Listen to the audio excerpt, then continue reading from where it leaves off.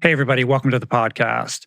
Very excited because my guest today is Mary Cain, the track and field athlete who, by high school, had established herself as the fastest girl in a generation. The Mary Cain who, at 17, became the youngest American ever to make a world championship track and field team. The Mary Cain for whom Olympic glory seemed a foregone conclusion. Until that is, she joined Nike's elite Oregon project under Alberto Salazar. Within that culture, her body ultimately collapsed, her running career behind it. And for a couple years thereafter, she just kind of disappeared. Until November of 2019, that is, when Mary broke her silence on what happened and why, telling her story by way of a video op-ed in the New York Times entitled, "I was the fastest girl in America until I joined Nike."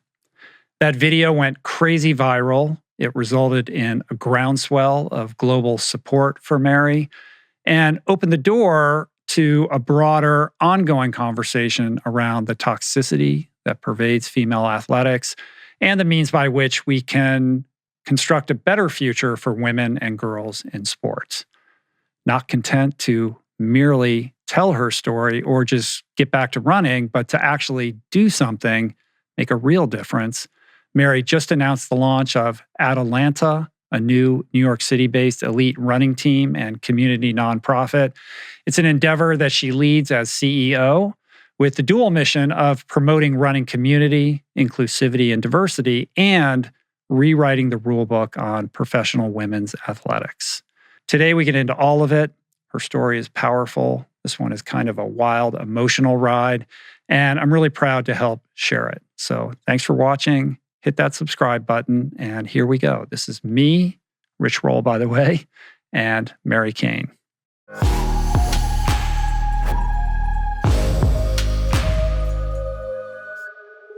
It's so nice to meet you. Sorry you got the wrong address and got a little bit lost, but you're here. I'm here. I've been waiting for this for a long time.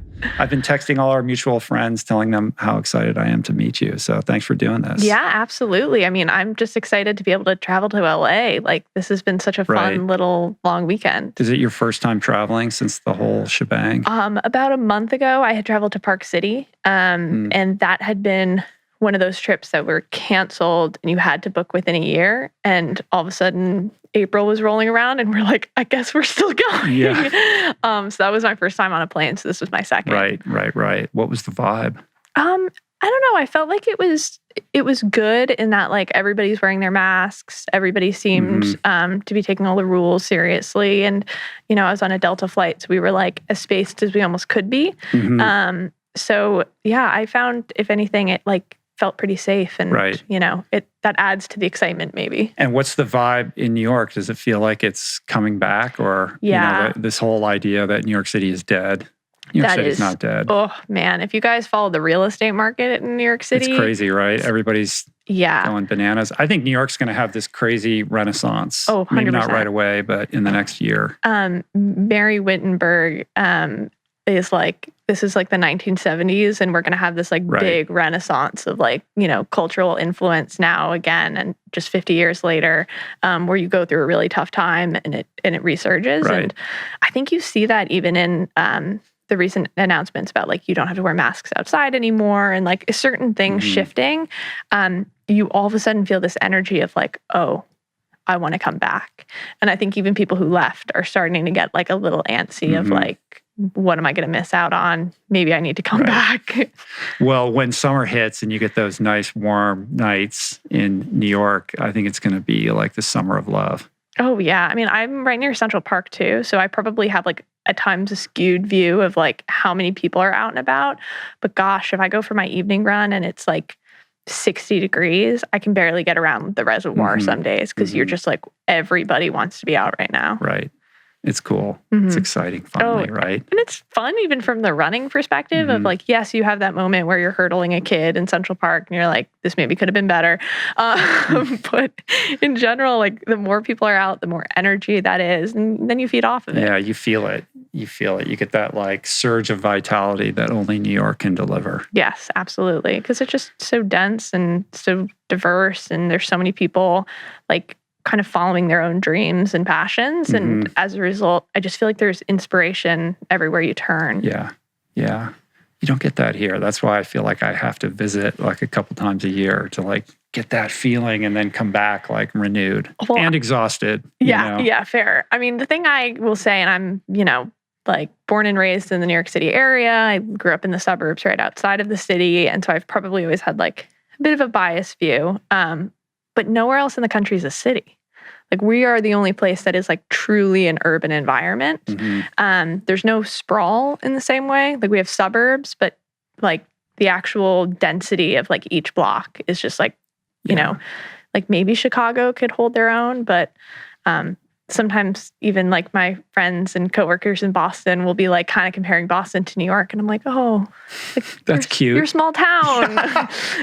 Well, the thing about, New York City is my favorite place to go running. Like even though I love the trails and the nature and all of that, like when you go running in New York City, every time you go outside your door, it's an adventure and you're going to see all kinds of stuff. And sometimes I love the park. I like Riverside. I like all the typical places that you run, but sometimes I like to just run the streets and not have any agenda about which way I'm going to turn. It's just based on the lights or whatever, and just go down random streets and just take it all in. And there's so much stimuli everywhere you look that you lose track of like how long you've been running. And I don't know, I love it. Oh, I completely agree. I've always said that New York City is the best like running city in the world. And when I use the word city there, I'll give other, places a chance to claim That's cityhood. so kind of you, you provincial New Yorker. I have to be generous. Yeah, now you're getting snobby.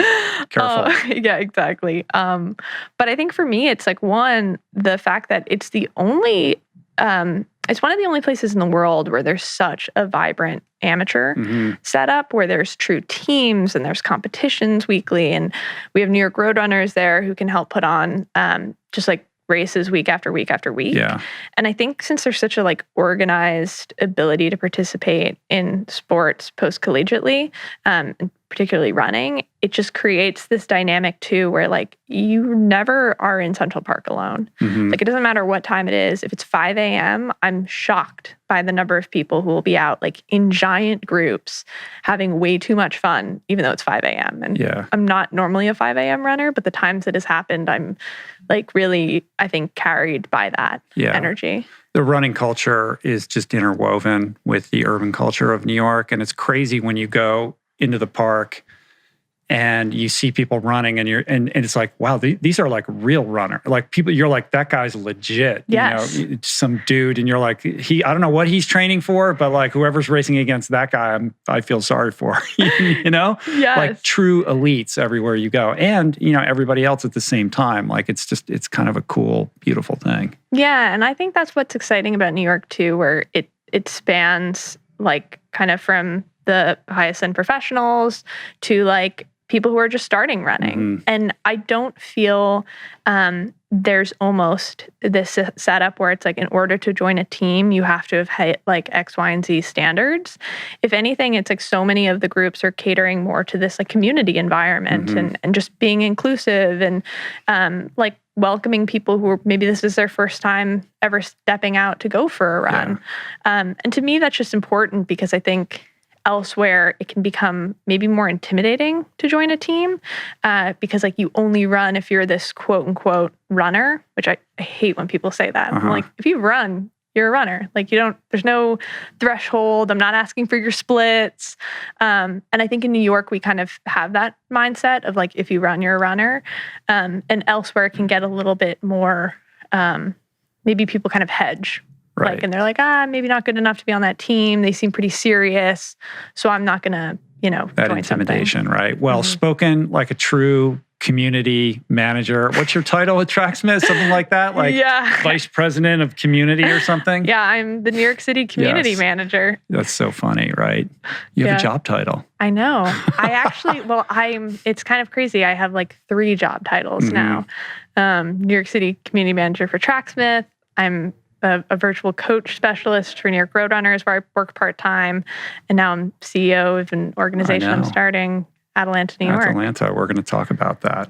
Before we do that, though, I went running with our mutual BFF, Alexi Pappas, the other day. And it's funny, like, I didn't really think about whether you guys were friends or not. I guess I just assumed, oh yeah, they must know each other. But I didn't realize the depth of your friendship and how far back it goes until I read that beautiful Runner's World article, which is amazing. Everybody should check that out. I'll link it up in the show notes. You guys go way back, and we're of course chatting, and she's telling me about her movie and all kinds of stuff. And then, but she knew that you were coming on the show, which I was like, oh, cool, you know that? And she's just telling me a little bit. I was like, what should I ask her? What should we talk about? And she was like, well, everybody, obviously wants to know about The Thing, right? Which we're going to have to talk about because this isn't an exclusively running-oriented podcast. So there's going to be people who don't know that story. But also this sense of you not wanting to, like, understanding people want to hear that story, but not wanting to dwell on the past and really, being more focused on all the great things that you're doing now, that you're doing so well. And I was like, cool. And after our run, then Alexi texted me because she had additional thoughts. Of course, she always does. Right, of course. And she said, Mary's doing great, but there's always grieving to do. And I think she's doing a phenomenal job of observing and allowing that grief while also growing up and crafting a life she wants before her own eyes. So it's both. She's great, and she knows she has all that inside. That's amazing. Alexi just has a way with words that I feel the number of times after we've had like a 90-minute conversation over the phone and we say our goodbyes, like 5 minutes later, she ends up sending a paragraph that just like literally makes me tear up about like how much our friendship means to her, or just like some inspirational thing based on like a different topic that we had talked about over the course of the conversation. And I always feel my reply is probably not as eloquent. Well, she knows. She was going to go get her PhD in poetry, and her book. I mean, not everybody can write a book like that. It's quite something. It was beautiful. I mean, I was one of the first people who got to read it. And I think I finished it in like 2 days. And I just the whole time would be texting her stuff. And some of the stories, even though we are very good friends, I didn't know. And a lot of it was like on that personal level for her, where many people who were very close to her didn't have that full picture. And being able to like get to be one of the first people to see that and experience that and then talk to her about it felt very special. And conversely, she was not aware of all the things that you were going through at the time. It's that thing where you're in that pain and you silo yourself off even from your closest friends, because you guys were close back then, but neither of you were really communicating with each other on that deeper level about what you were enduring privately. Yeah, absolutely. And I think in many ways, the reason we are both very vocal now about mental health, depression, and the need to talk about it and the need to seek help and lean on other people is because we reflect on our own journeys, which have shockingly overlapped. Like even on the year to year where it's like, wow, 2016, what happened that year? And as you kind of look, I think as we look back, there's this ability to see, maybe if we could have, should have, would have, and leaned on each other, things would have gone a little differently. And that's not to say you can talk yourself out of depression. That's not to say you can talk yourself out of a mental health struggle. But at least being able to know somebody else is going through it and maybe working together to find the resources to get us help, could have saved us both sooner. And knowing that makes me always think, how can I help somebody else take that step earlier? Yeah.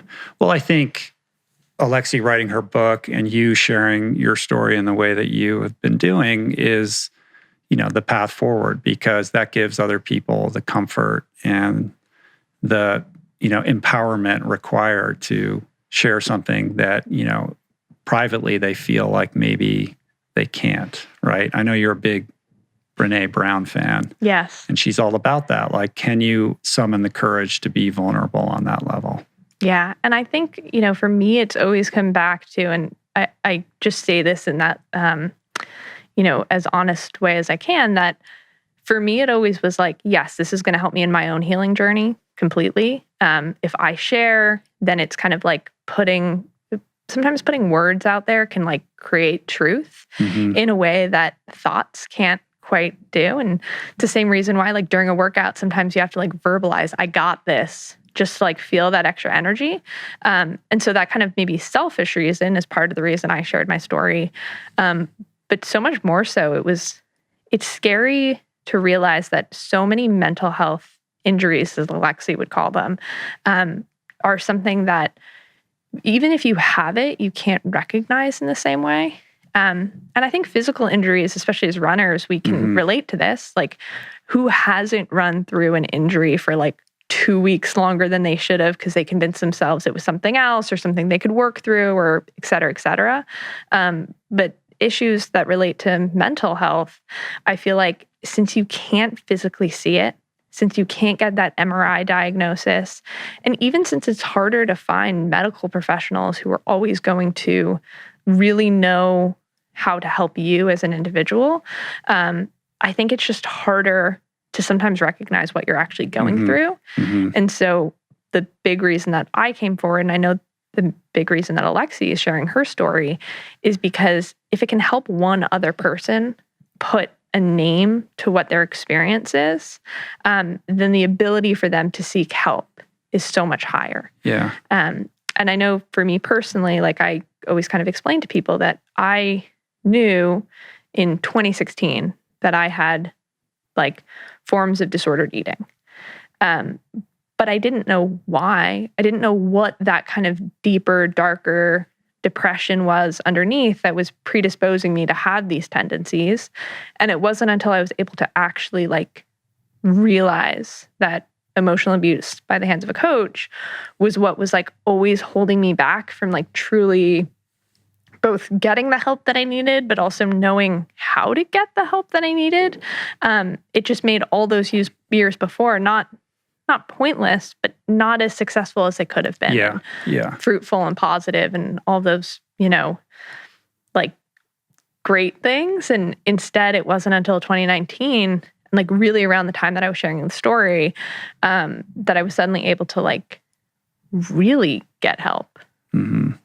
Well, you can kind of identify a couple primary reasons for that. I mean, first of all, of course there are women who have spoken publicly about RED-S and disordered eating and sport and all the like, but perhaps not on the scale with which your story seemed to connect. I mean, it was so crazy viral when the video was published, and I want to talk about that. But at the same time, from a systemic point of view, you were on this team that, on paper looked like everything was dialed in, and all the support that any professional athlete at the elite level would ever need to succeed, including quote unquote, performance psychologists and nutritionists that turned out like weren't that at all, right? So you can't really, be too hard on yourself, because being as young as you were and not knowing, not being able to point to examples out in the world that would help you kind of map out where you were at, and not having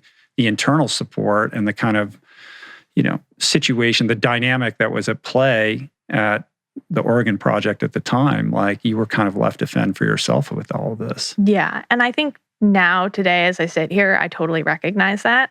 And I think the tough thing is, and I think why in so many ways the video went more viral than I had expected, is because logically that's true, but emotionally it can take years for somebody to recognize that they're not at fault. And I think a lot of that is just societally, we have almost created this like horrible and toxic perspective that all mental health is somehow a personal failing. And it kind of goes back to that Calvinistic, like, where you are is because of like, who you are in a way. And I hate that thinking, and it's horrible.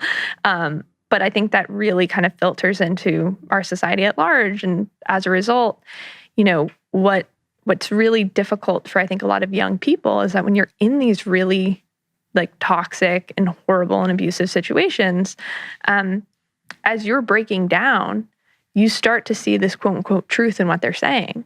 Because you are like, yeah, I am super emotional. I'm crying every single day. Like, maybe I am the problem because I'm the one crying. Or like, yes, I'm the one that they're telling is overweight. So like, that must be something I'm doing wrong. And I think it's so easy to get, therefore, into this really toxic self-blame perspective.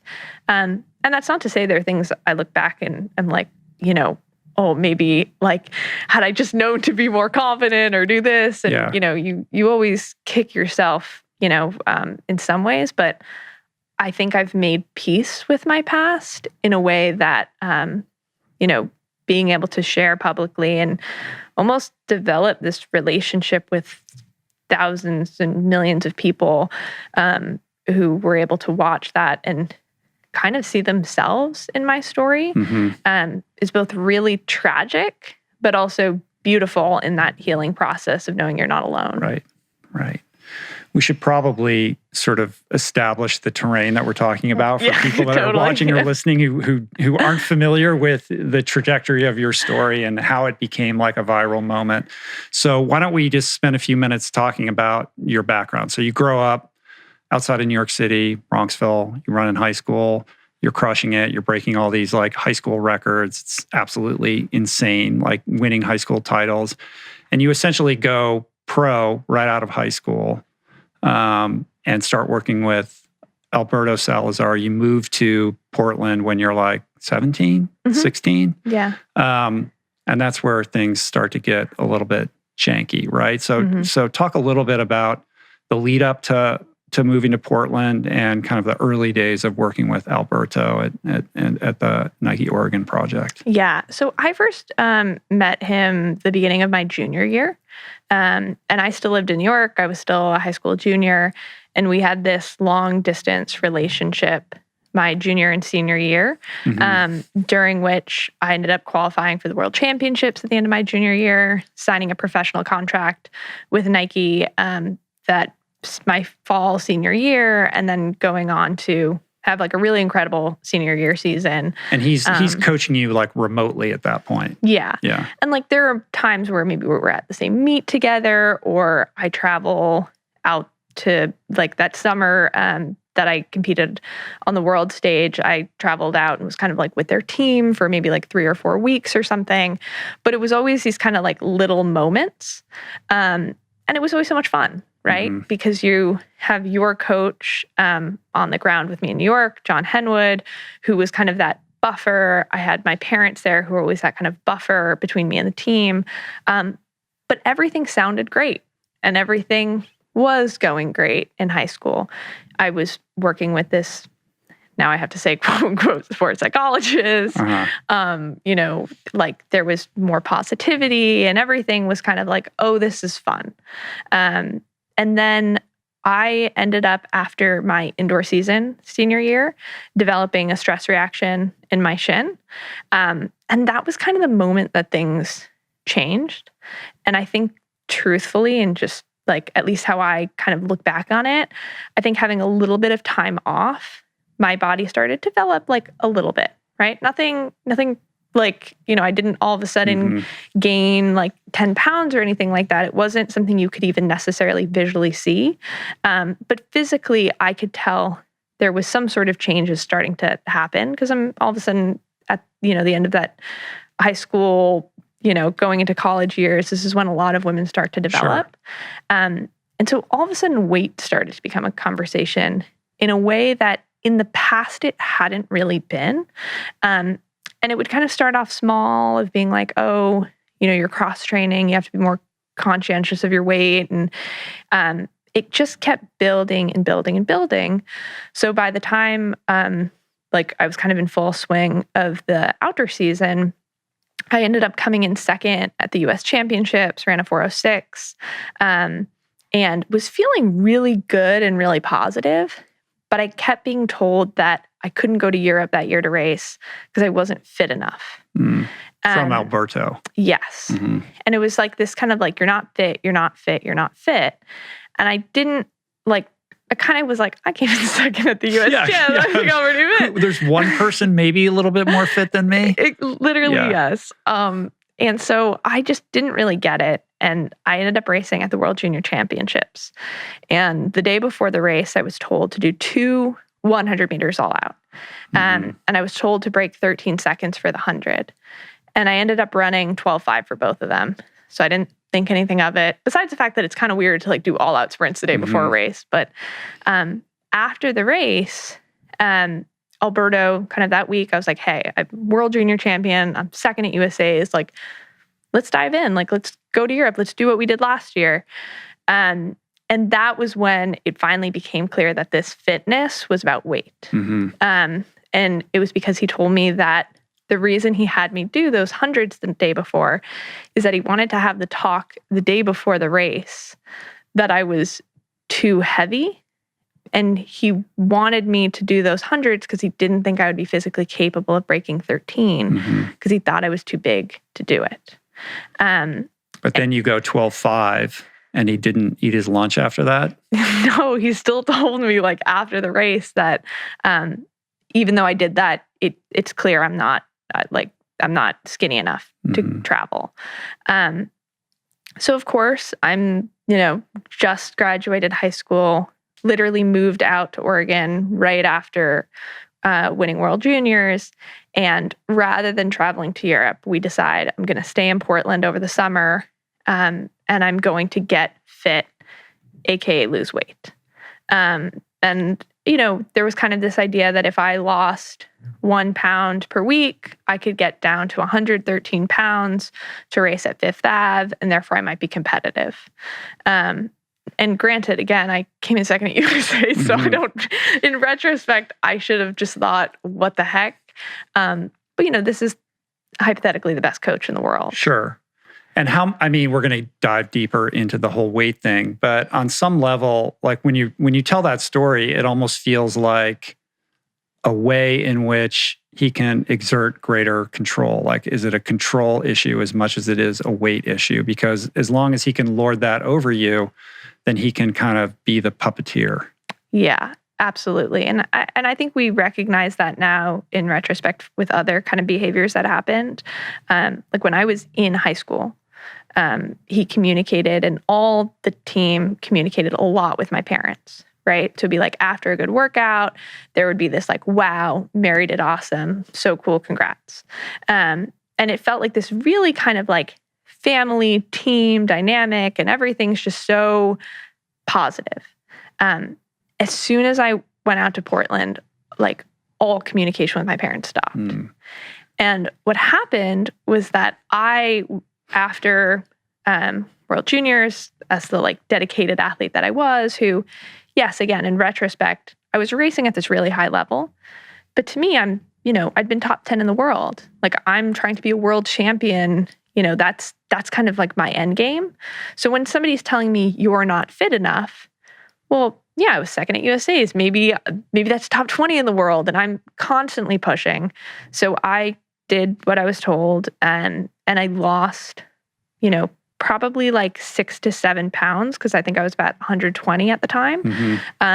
Like scaled down to 113, and that was when disordered eating started. And how was your performance that year?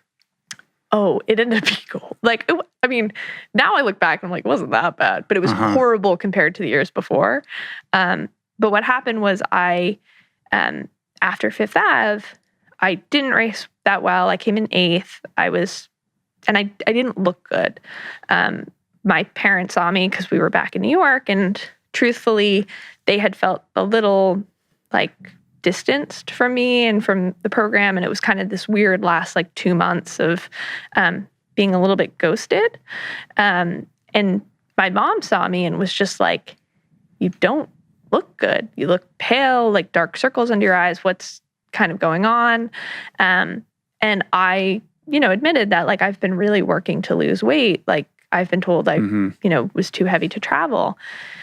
And my parents naturally got really upset about that, because they're like, what are you even talking about? You raced great. Like, why is that a conversation? And a phone call was had with the, I'll call him high performance coach on the team. Right. This person sort of held himself out to be a psychologist, but it turns out was not indeed a psychologist. Yes, exactly. And I thought he was a medical professional and therefore like treated our conversations as such. But I afterwards got in big trouble for telling my parents about like my struggles with weight and everything. And I got this big lecture, which continued throughout that year, where if I ever kind of like maybe told my parents something that I was uncomfortable with, or, whether it was about like taking birth control or an inhaler or thyroid medication or whatever it was, if I told them that, then I would get yelled at because I had to be an adult, I had to be a professional, you can't go crying to your parents, all this sort of stuff. And, as an 18-year-old who's at college, like most freshmen. Yeah, that's crazy. I mean, you're 18 years old. That's a crazy control thing, right? You're 18 years old. How dare you tell your parents what's going on in your life? Yeah. And what's interesting about that is the fact that Salazar's defense or rebuttal in the wake of, you coming out and sharing your story is that he's claiming that he was in constant communion with your parents and talking to them about weight stuff. And your dad's a doctor, right? So is that just not true? No. I mean, it sounds like from your point of view, that didn't happen at all. So when I was in high school, again, they talked a lot. Like there was a lot of this like back and forth, like, emailing, calling, like super positive, right? I move out to Portland, all of that ends. And the only time my parents are hearing anything is if it's coming from me. I then get yelled at for telling them anything. And then if they call and have this conversation, it's kind of like, I'm a professional coach. I know what I'm doing. And I think one thing about, the whole situation as well is my dad is a doctor. But if you meet any good doctor, right? If something's not their area of expertise, they're always going to be like, no, go to somebody who like is an OBGYN, is an orthopedist, et cetera, et cetera. And I think, there kind of was this feeling of like, this is Nike. This is a team that has like a multi-million-dollar budget, is paying people high amounts of money, is kind of presenting themselves as this incredibly professional organization, like one-of-a-kind situation. And if, they're being told that I'm working with somebody for my mental health and my nutrition and all that sort of stuff, like they're going to assume that's true. Right. And that it's going to be somebody who's really good. Exactly. Right? But this guy, this sports psychologist, Darren Treasure, that was his name. I read, I think this was in Chris Chavez's SI piece, that anything that any of the athletes shared with that guy just ended up back with Alberto. Like there was this kind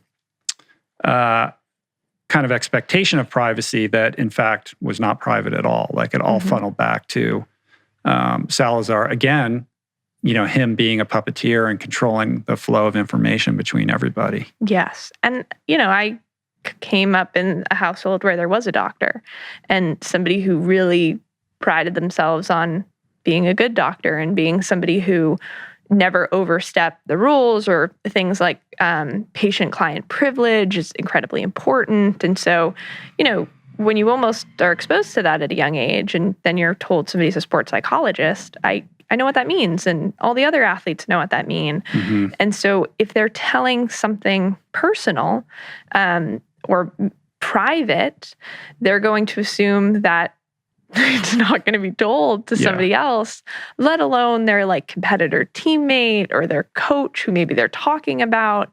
And over time, I think the thing I regret the most is that there were moments where I realized what was happening, in that, another athlete would be discussed with me who I knew he worked with, and in a way that was incredibly negative.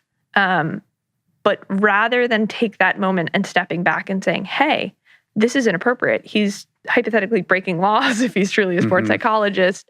What is he doing to me?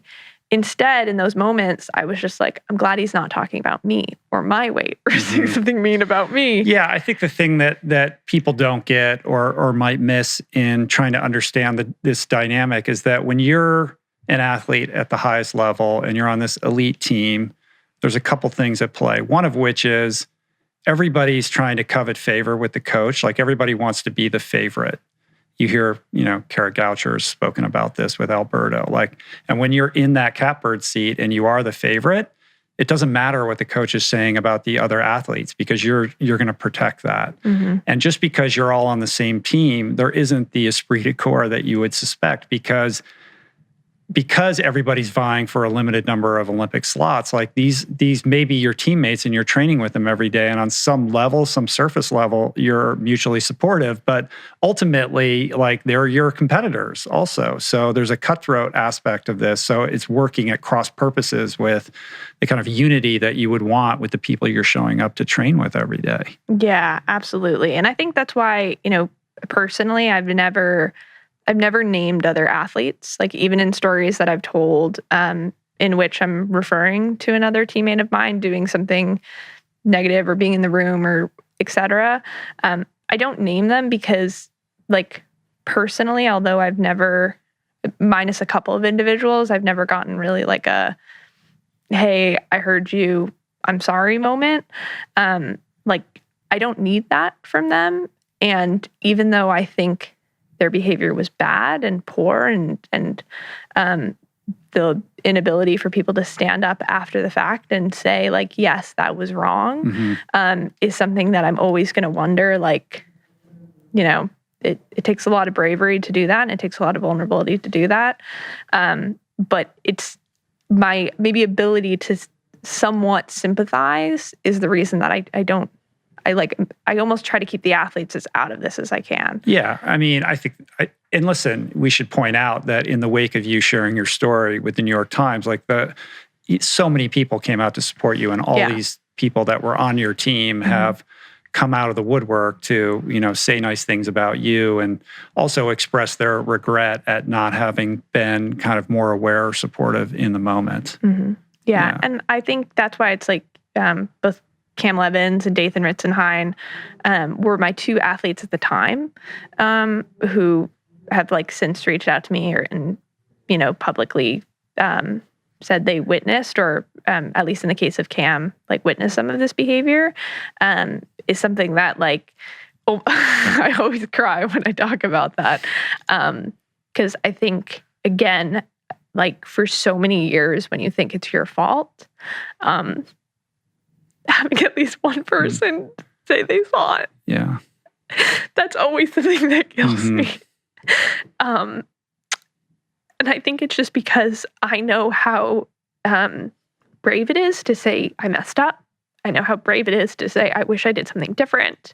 And like there are people I wish that I saved over the years. And so to have somebody come out and say that really means a lot. So I always... Especially, when, if and when they're still part of the Nike family, like, there's a lot at stake. Like, it's risky to do that. And so, that is something to be appreciated and it's very cool. And in terms of you thinking, perhaps, some of these situations eluded your gaze, like you're now in this incredible situation where you can be this voice for change. And I know you've taken that mantle seriously and we're going to get into that. But when I think about Alexi, like I see somebody who really appreciates and understands the power of mentorship. Like she's always seeking out mentors and she understands her responsibility and role as a mentor. And on some level, like that's part of your friendship dynamic because she's, a little bit further down the path and all of that. And now, because of your relationship with Alexi and what you've gone through, I feel like you really get that as well. 100%. And I think, for me as a very young athlete, one thing that's always a little awkward, and I'm sure everybody who's ever been kind of on that, for lack of a better word, phenom level, you kind of expect everybody to like welcome you with open arms because you're like, I'm 12, like this is fun. Everybody's gonna be my friend. And the truth is like, you're often met with a lot of negativity, especially within like the competitive space. And I get it. Like if you're a 30-year-old competitor, like you don't really want this 18-year-old beating you. But I think kind of having felt like I was alone for so long in sport, and was able to find a friendship like Alexi's. Like she was one of the first people who really took me under their wing and shared advice and shared stories, and who didn't just kind of look at me as purely a competitor or purely somebody to use for pacing or whatever. And as a result, now I'm very cognizant of like the younger generation and the people who are coming up. And, after a race, like they're going to be the first people I beeline over to so that I can invite them to dinner or hang out with, or just make them feel like they were a part of the event in a way that matters. And it's sad because even to this day, I mean, I haven't been to too many races. There've been a lot of injuries over the years. But the ones that I am, it's like, I'll go over to somebody. I'm like, why is nobody else doing this too? And I think it's because sport in so many ways has been, at least on the professional side, the number of times I'll listen to an interview and an athlete will say like, well, like, sport is selfish. And I'm like, I think that's a cop-out. I think it's selfish if you want it to be selfish. I think if you, want to kind of like not give back in some way, then you can choose not to. But if you want to have a purpose kind of during your career and do something during it, there's always going to be opportunity too. Yeah. Well, I think people are wired in different ways. There are certain competitors who feel like that's the only path to greatness, is if they're completely focused on themselves. Any athlete who's excelled with longevity, though, realizes that that's an unsustainable fuel source and ultimately leads to early retirement or burnout. And the true greats, at some point, even if they had that mindset earlier, realize that when you broaden the aperture on your life, that actually your performance gets better. I mean, Shalane talks about that quite a bit as well, like when she's having kids and all of that and trying to, you think, or Carrie Walsh Jennings, right? She's like, married with kids and trying to juggle that and saying, oh, it actually helps me. It makes me a better competitor. But I think at the same time, there's a systemic misalignment of incentives in that the sponsorship ecosystem is set up to financially reward you for your performance, right? And this is something you're very active in upending, but it's not just, hey, there's only a few slots to make the world championship team or the Olympic team. It's that my bank account is contingent upon me beating you. And if I get beat by you, my shoe sponsor may not renew my contract. So you're living event to event and kind of in fear of trying to protect your ability to put food on the table. And so that's going to create a negative environment in terms of how the athletes are, interacting with each other. Absolutely. And it's going to create the win at all cost culture and, honestly predispose people to cheat. And it's because like, I get it. If that's your only financial opportunity and it's all about competition, and I think the unfortunate thing too is like who gets a contract versus who doesn't. Yes, it's all about, performance, but if you look the right way, like maybe we're going to knock you a couple extra dollars, or, if we just like the way you interview, like there's no real metric even. And when you look at the disparity between different people's contracts, because everything is NDA'd, and so nobody like, if you're in the there's no transparency world, about so the athletes don't know who's getting what. Exactly. Right. And like, some people might like be open and share with others, and other times it's very tight-lipped. And, the problem is like, one person's making below minimum wage to compete at really the highest level, and somebody else is doing incredibly well. There's, and even the incredibly well side, it's just, there's not a lot of money in track and field. Yeah. And I think, when athletes aren't able to really negotiate for themselves, when they're not even aware of like what's a good price to be negotiating, it leaves just so much agency out of the hands of the athletes. Mm-hmm. I feel like the sponsorship approach that a lot of these brands have historically taken is really based on antiquated metrics. Yes. Like the idea, like, oh, you have to make this team and go to these are the events you're going to show up at, and if you get first, you get this, second, third, all of that, and that is dictating how much money you make. Really doesn't make sense, especially in a social media world. Like, what is the purpose of a company sponsoring an athlete? It's to engender goodwill in the brand and hopefully encourage people out in the world to purchase their products. Well, how do you do that? Well, winning races is just one way. But in an era where athletes are shouldering the responsibility of communicating directly with audiences and developing their own trust with those people, it's not like where you stand on the podium no longer is really the most important thing. It's like who do people like? Who do people trust? That could be somebody who's not making any of these meets or these competitions, and somebody who no one's ever heard of that has no audience and no interest in communicating with the public in any way, and wins, I don't know, the steeplechase or something like that in some European race. Is that moving the needle in terms of the brand?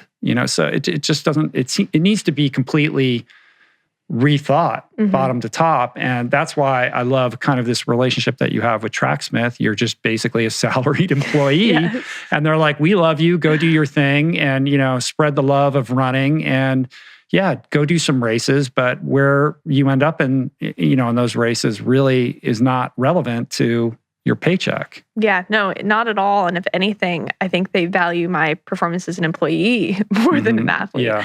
I think if I was dropping the ball and, missing all of my, assignments, I think we'd have a real talking to, even if I made the Olympic team tomorrow. And I think that's incredibly important because it's a way to value athletes as more than just products. It's a way for me to develop a career skill that long-term is transferable into the open market, because as much as I love running, and as much as we all love sport, everybody has a point where they're going to have to move on to their next career. And the truth is, no runner is really getting set up for life based on their salary. It's not like we're in a professional sports league where if you make it to 40, like you're retiring in a really great financial spot. Right. And as a result, there's kind of this inability for most people in these traditional contracts to develop those career skills in a way that's as supportive as a relationship like Tracksmith and I have, where my training, my dreams as an athlete are like beyond supported.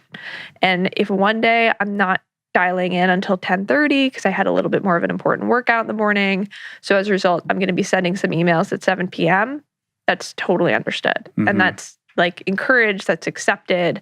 And it's not something that I almost have to like, combine two incompatible worlds. And I think a lot of other athletes who've had to kind of dive into the workforce while sustaining their careers for that financial support, it can be harder if you're just in a traditional company that maybe doesn't understand why you have to travel like X amount of times to go to meets in kind of random parts of the country where they're like, it's expensive. Yeah, but if you look at other different kinds of sports and certain legacy brands, like in the climbing world, in the mountaineering world, you look at Solomon, North Face, and athletes like Rebecca Rush and Hillary Nelson, Conrad Anker, Alex Honnold, Ricky Gates, Kilian Jornet. Like these brands are on board with these athletes for their life. It's like, go be awesome. Yep. Just go out and do cool stuff, and we're here to support you. And people love those brands as a result. Like it just seems better. Obviously,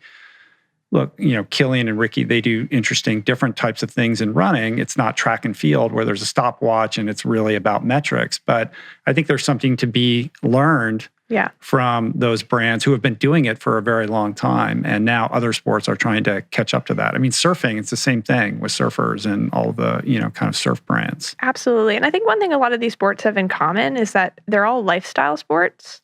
In that a lot of the kind of like traditional professional sports that we think of in the United States, at least like football, basketball, yes, you can continue doing them post-collegiately, but there's like this almost understanding that like you're not going to be in the NFL, or there's kind of this separation where like I probably can't play again unless we're doing like a pickup game, or I like really assemble 20 people.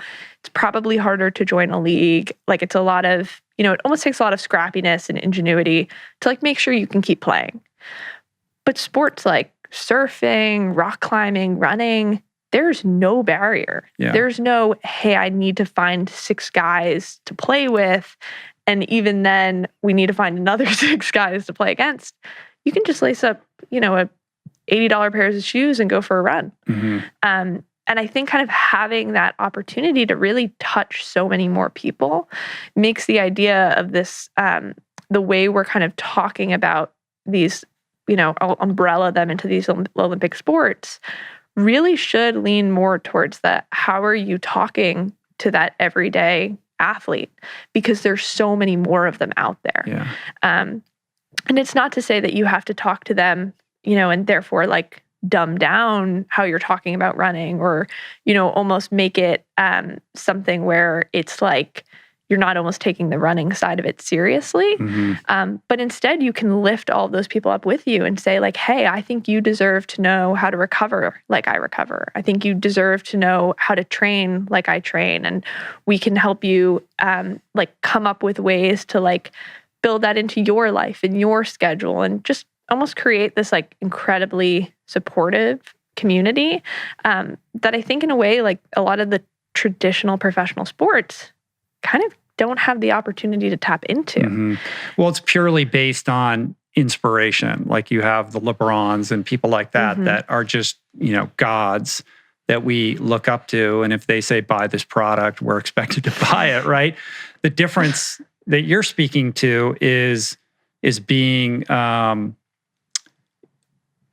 yes, you're inspirational, but you didn't go to the Olympics and win 5 gold medals, right? You're a much more accessible human being. And so you're more aspirational. Like people aren't going to be able to run as fast as Mary Cain, but I like Mary Cain and she's cool and she's going to come out and run with us and she's going to help us along the way. Like there's a relationship aspect of it. It's not just somebody on the billboard that if you saw them in person, you would freak out. Exactly. And I think the truth is like even the athletes who win 5 Olympic gold medals can still almost do that in running compared to other sports. And it's because at the end of the day, like running is something that you don't need that much like extra stuff to do, right? Like if you have a road, if you have a trail, if you have a track, and some people don't even wear a pair of shoes, you can go out and run.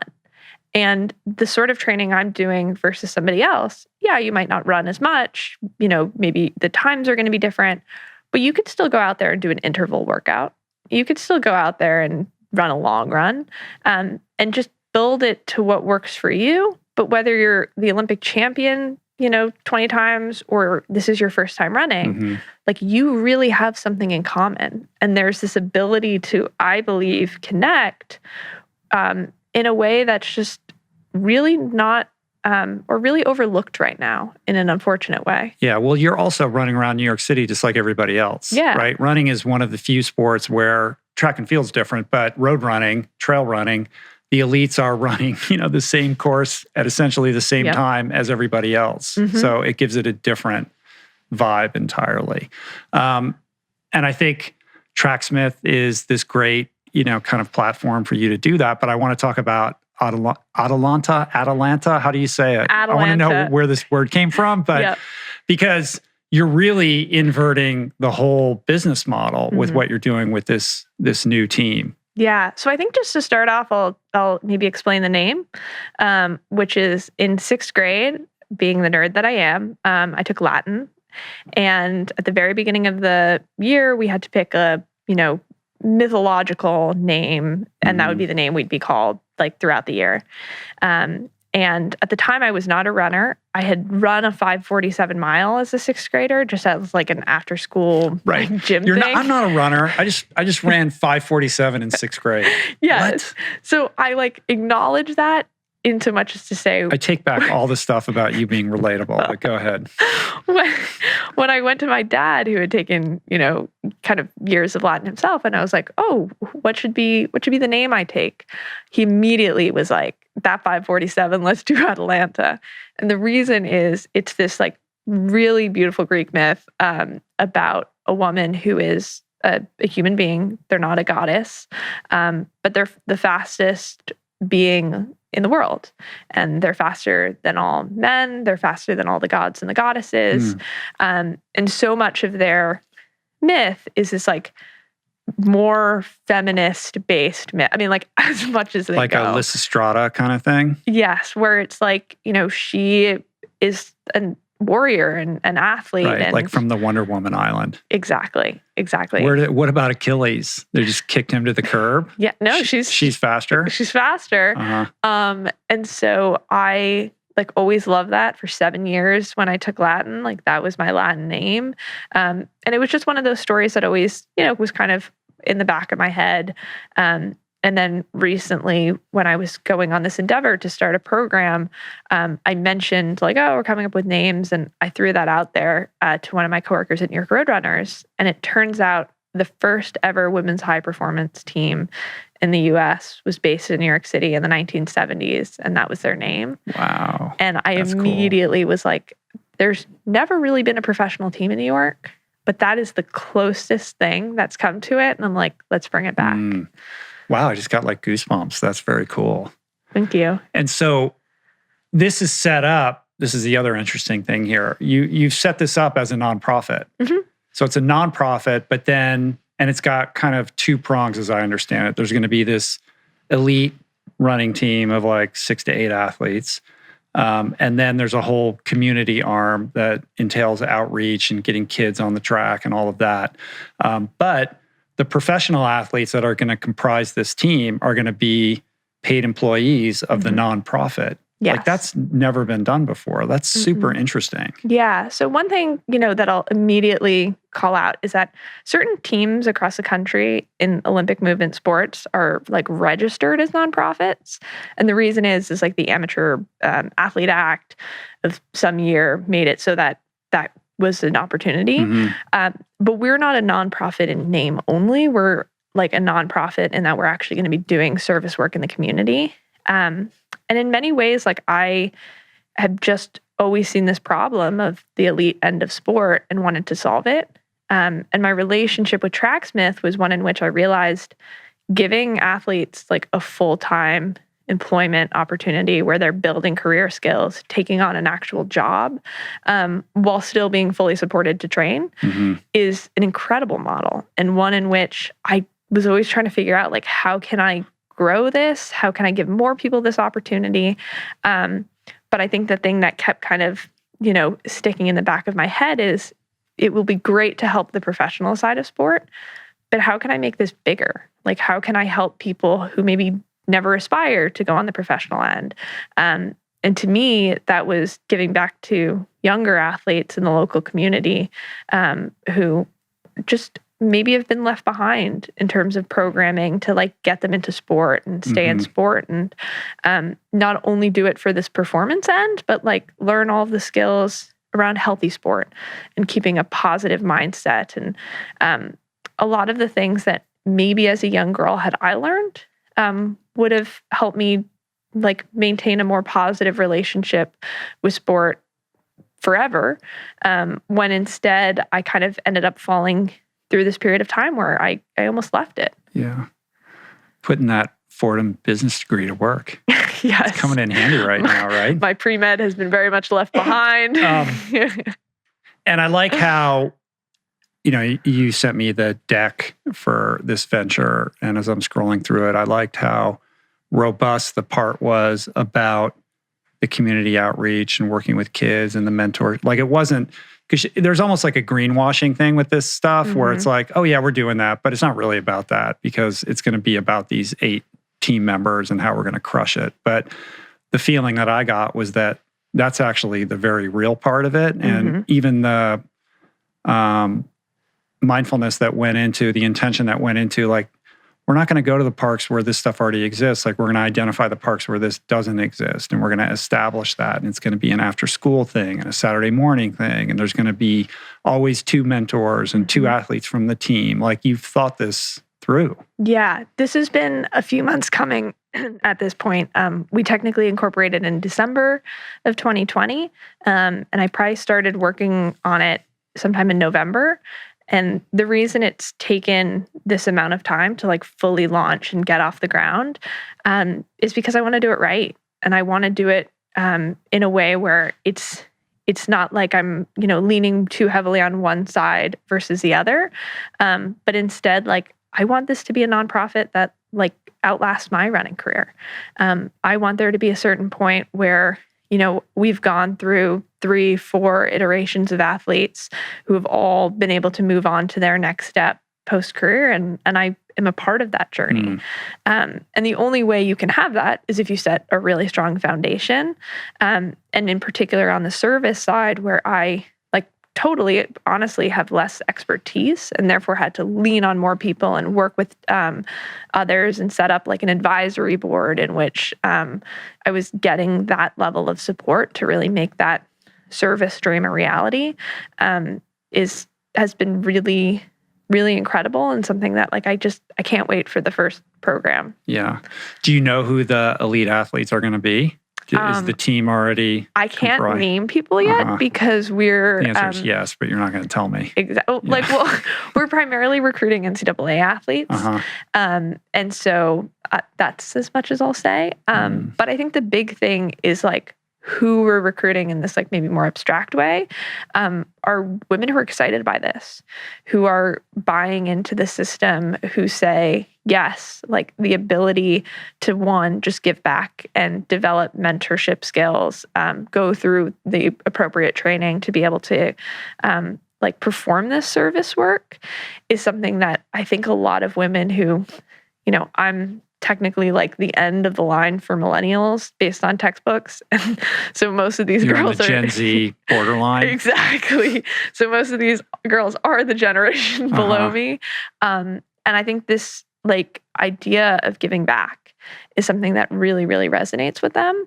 And the ability to actually develop career skills and take on like a true job while at the same time having their professional running career fully supported is something that I think people are excited about, because when you think of great athletes, you think of the Megan Rapinoes of the world. And the thing is, Megan is an incredibly talented soccer player. Like, we love watching her on the field. But like, Megan means more to the world than her soccer performance.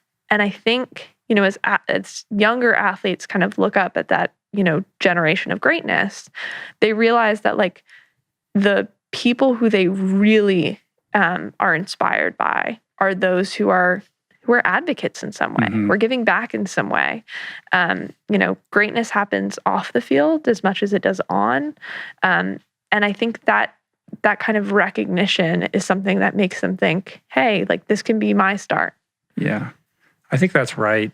And I think that's powerful. Young people, whether it's athletes or just activists in general, people who have a cause that they care about and they make their lives meaningful in that regard, that's become like an aspirational thing for young people, which makes me optimistic about the future. You know what I mean? Same. It's not enough to just go kill it and win a race.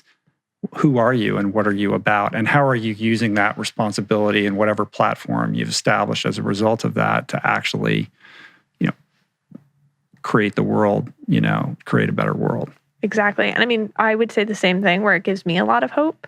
Because of course, whenever you're starting something new and never done before and completely unique, there's that fear of, for all of the people who I've had buy-in because they've joined my board or donated or coming on as sponsors, will I then turn towards the athletes and be kind of told no again and again and again? And I think to just like feel the excitement in those who are going to be bringing on, and like knowing that there's this understanding of being a part of something bigger, and also like being a part of change. And like this is something where I don't want us to be like the first and the only. I want this to become a model that's taken seriously. Heck, if other organizations want to step up and do the same thing, like to me, that's incredible. And that shows that I'm doing something that like can really push the sport forward. But if it just ends up having to be me starting this in different cities across the world, like that's another thing too that I'll try. Yeah.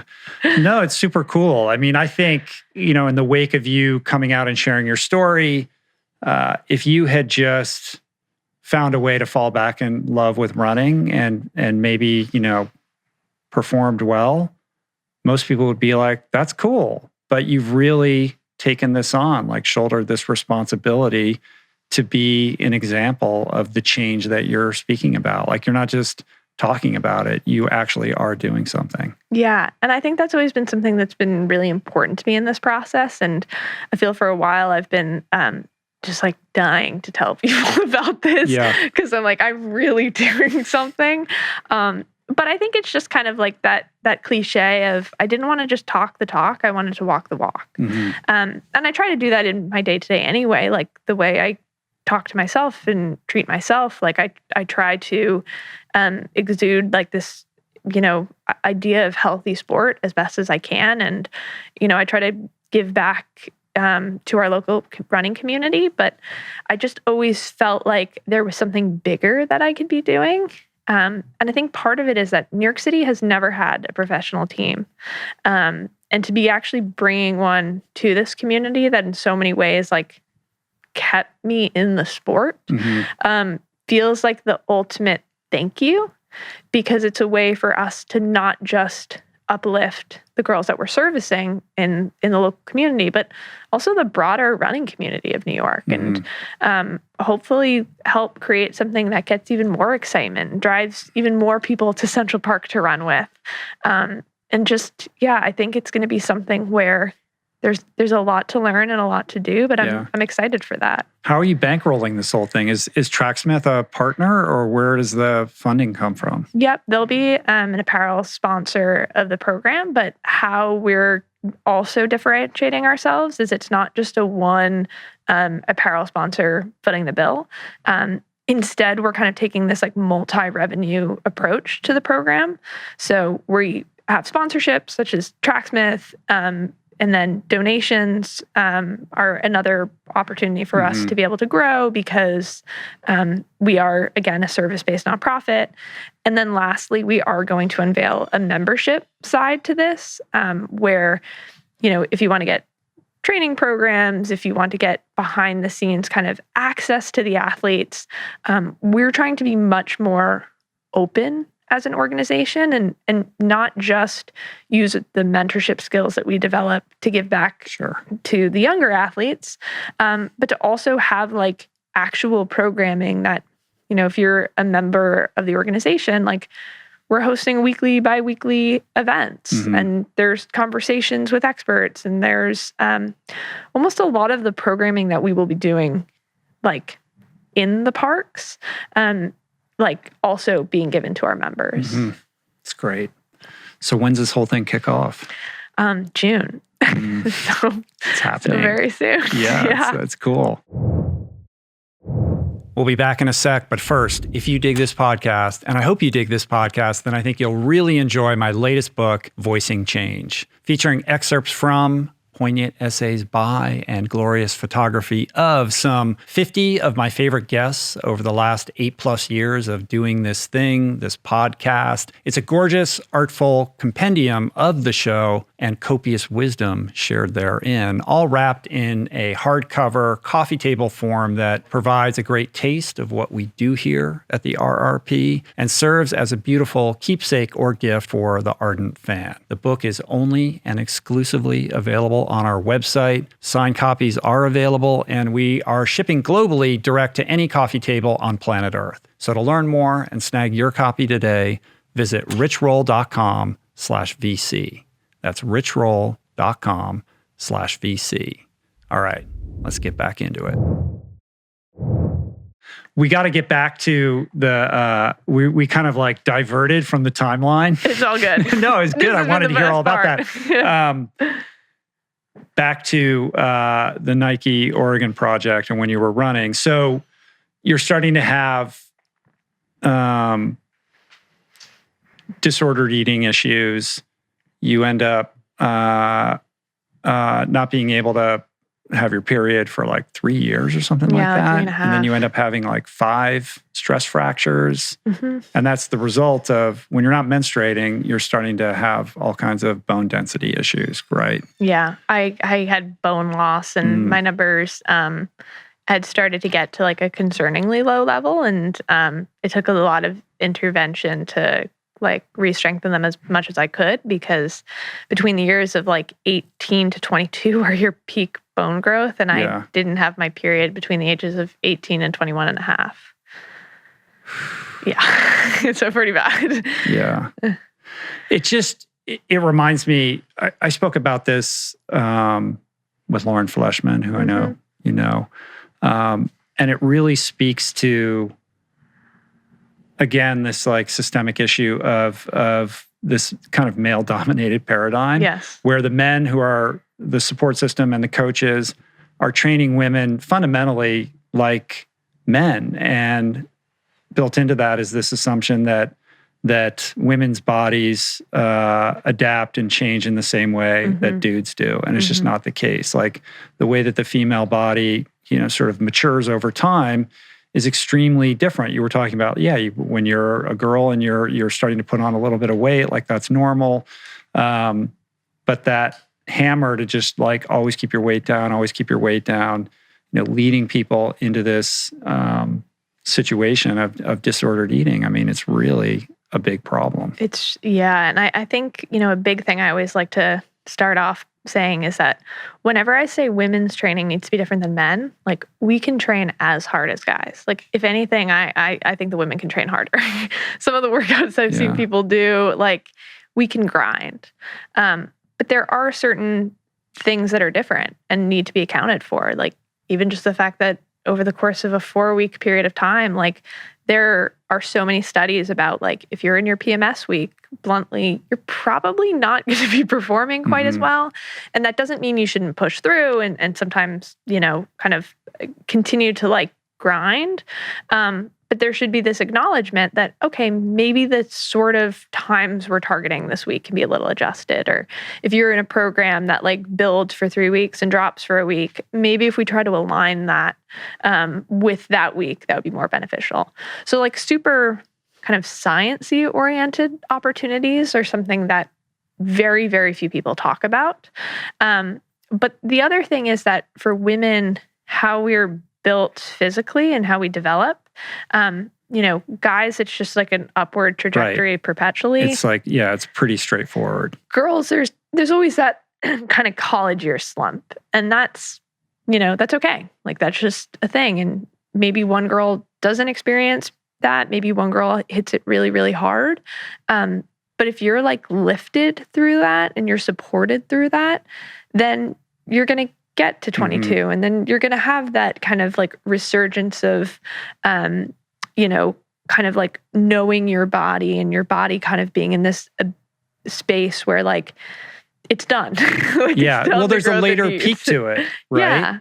And understanding that there's going to be peaks and valleys through those interim years and not making a big to-do about that or having it be a referendum on how the rest of your career is going to play out, I think is really important. And I think that change only happens when you are staffing these teams with women coaches and women psychologists. It's like you got to have people who understand this, who can help these young women through this process and not hold them to expectations that are ultimately not in their long-term best interest as an athlete. Exactly. Because I think one thing too is that, all of the issues that I've spoken about, like REDS, relative energy deficiency in sport, which is essentially when you're underfueling and or overtraining and or therefore developing, different physical reactions such as bone loss. Men can experience that as well. But the bar at which you start to break down is like easier for women to hit. Mm-hmm. And it's because physically we're supposed to carry a little bit more fat. We have this almost like our fail-safe of like reproductive health is going to drop before a man's does. And as a result, we almost like, it's not that we can't push ourselves as hard, but going over the red line too often is more risky. And there's more opportunities for things to start to break down just because biologically we're different. Mm-hmm. And I think that's why like having people who understand and can relate and sympathize and have their own experiences, such as other female coaches or support staff, is always going to be helpful. But it's also incredibly important so that the men who are also in those positions and also want to be coaching or support staff do the work and put in the time and educate themselves. And I think can be said about so many different things. Like, just as we need more women in sport, we need more diverse individuals getting these positions. And I always say that any culture that supports inclusivity and supports diversity and supports this ability to have different opinions in a room and different experiences in a room and backgrounds is always going to be a better culture than one in which it's just one type of person.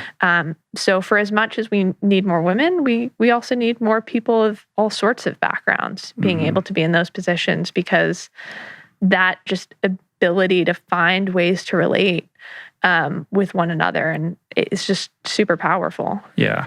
There's always going to be the cult of personality with, certain coaches, though. It kind of feels like that's the way it is. Maybe that can change. I don't know. Yeah. I think when we're talking about this, we're talking about biology and physiology, but there's also the psychology of all of it, right? Absolutely. On the one hand, we should point out that weight is a factor in performance in running and in lots of sports. Yep. So it's not about, hey, we can't talk about that, or that's a verboten subject. But maybe don't, make your athletes weigh themselves in front of the other athletes. Like, there's a way of doing this, right? Yes. So how do you have a productive, if you're a coach or you're an athlete, how do you talk about this in a meaningful, productive way? Well, I think the first thing is that you have to get yourself educated. And whether it's things like safe sport training or working with a nutritionist yourself, or having, and also I'm going to actually backtrack, registered dietitian, especially if you're with younger athletes. I really recommend working with somebody who's done the full training that's required to like have a dietitian's degree. I think nutritionism is like kind of this buzzword, but the truth is, like, the more you're working with true experts and people who have devoted their life to understanding this, the better equipped you're going to be, because most coaches aren't registered dietitians, and most coaches maybe have not had that level of education on this topic. So the more you're leaning on people who have is super important. And I think another thing is, as a coach, you also have to like work with somebody like a therapist or a psychologist to also make sure you're not bringing any of your kind of own perspectives onto the track. And I think that's really important, because a lot of these issues we're talking about are being talked about really loudly right now.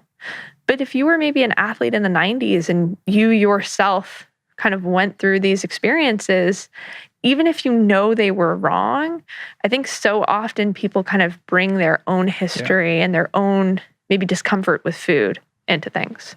So I think that kind of first step is like, take care of yourself. Get the education that you can, work with the professionals that you can, and see if you can also kind of find out where your own biases lie.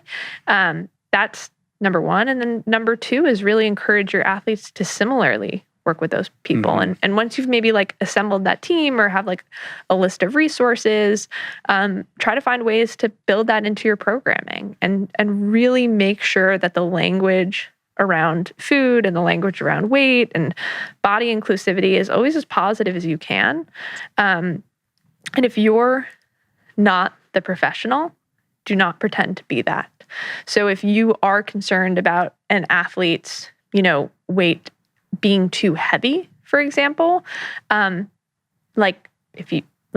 not really your place to give them a weight that they need to hit, because there is no ideal weight. Like, you don't know the registered dietitian would look at you like that's not a thing.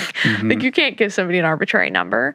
And so I think the more you kind of try to stay in your lane, try to direct people to the resources that truly are going to help them, while at the same time educating yourself as much as possible. Right. Is important. And if you're a coach, maybe don't bully your athletes and talk shit about the other athletes in front of the other athletes and create some crazy culture of fear so that Mary Cain has to go, steal Cliff Bars and nibble on them in the dark. You're being caught, right? Yes. So look, this whole thing plays, basically in pretty short shrift after you end up in Oregon, it's not working out, right? How long were you there before you're like, I'm out of here and I'm done with all this? Yeah. So I think the big thing to say is that I left Portland by the end of my freshman year. So I was out there for about a year. But, and this is where I always kick myself looking back. That wasn't some big, oh, this was bad, I'm leaving moment. This was more me apologizing to everybody because you couldn't live up to Alberto's standards. Yes. You couldn't cut it. Exactly. So I moved home to New York and I told everybody I have disordered eating. I have been trying to make myself throw up and I can't do this. This is super unhealthy. I'm cutting myself. My mental health is fully deteriorating. I'm really sorry, but I just need to figure this out and then I'll come back. So that was the plan. Just to back up for a second, did you tell Alberto or one of the coaches that you were cutting yourself, right? Yeah. And what was the response? It was after this race that had been delayed. And so it was late at night and I was truthfully having a full breakdown. And I was really scared that I was going to hurt myself. And so I went to Alberto and the sports psych's room and I told them I just tried to make myself throw up multiple times in the bathroom. I've been cutting myself. At this point, the sports psych had already caught me doing it a couple times, so he knew that I was. And I was I don't know what to do. I really need help. And this is the other thing that always makes me cry. I was told that they wanted to go to sleep because it was late. And that crushed me in a way that I don't know what I thought they were going to do, but I think I just thought they would do something. And so the next day I called my mom, who at that point I hadn't been talking to honestly and openly. And I told her I have a really bad relationship with food now. And I didn't tell her that I was cutting myself at the time. I was too embarrassed. And so my mom and dad at that point had been not spoken to by the coaches for a while. There'd been too many moments of red flags and me saying something and then getting in trouble and them kind of being scared across the country.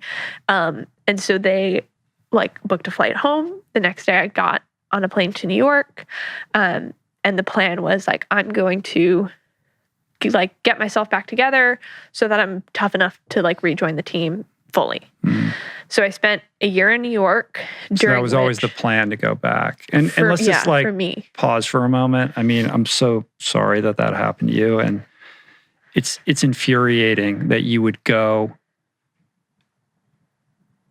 to, was it the psychologist person and literally say this is what I'm doing and I need help. And that person says, I'm tired. I need to go to bed. It's unbelievable. Yeah. And he had caught me doing it a couple times and, both times it was just kind of knock it off, and waved off. And that's helpful. He'd seen me self-harm myself in other ways as well. There was a track workout in which, and a lot of people witnessed this, unfortunately.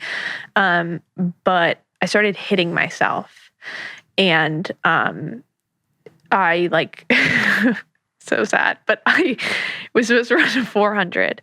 And if you've ever been to Nike's track, there's trees in the middle. So I ran a 200 and I ran off the track. And I ran towards where like the bridle is. And I don't know what was in my head. I think I just wanted to like get off campus and like run into traffic, honestly. And like the sports psych ran after me. I was hitting myself and they dragged me back onto the track and I had to finish the workout. And, you know, in those moments, I think what people don't always recognize is that, like, to me, even saying this now, like, I'm so embarrassed that I did that. Like, to me, like, even though I know everything that had happened, like, that feels very unprofessional. So when I'm being told at 18 that you're being super unprofessional, knock it off, get on the track, finish it, you're like already in a really bad place. So you're not thinking, hey, why aren't you helping me? This is clearly a sign of distress. Instead, I'm thinking, yeah, I agree with you. Like, this is super unprofessional. I'm really sorry. I'm sorry I'm, you know, disrupting the workout. Like, is everybody else okay? Okay. Like, I'm going to cry myself around the track now for the next 4 laps. And I say that not to, you know, really do anything more than for anybody right now who's had that, like, sort of experience where they relate to the fact that, you know, something wasn't done for them, but rather than kind of recognize that it's wrong in that moment, and maybe even right now, they were still saying sorry. Don't say sorry.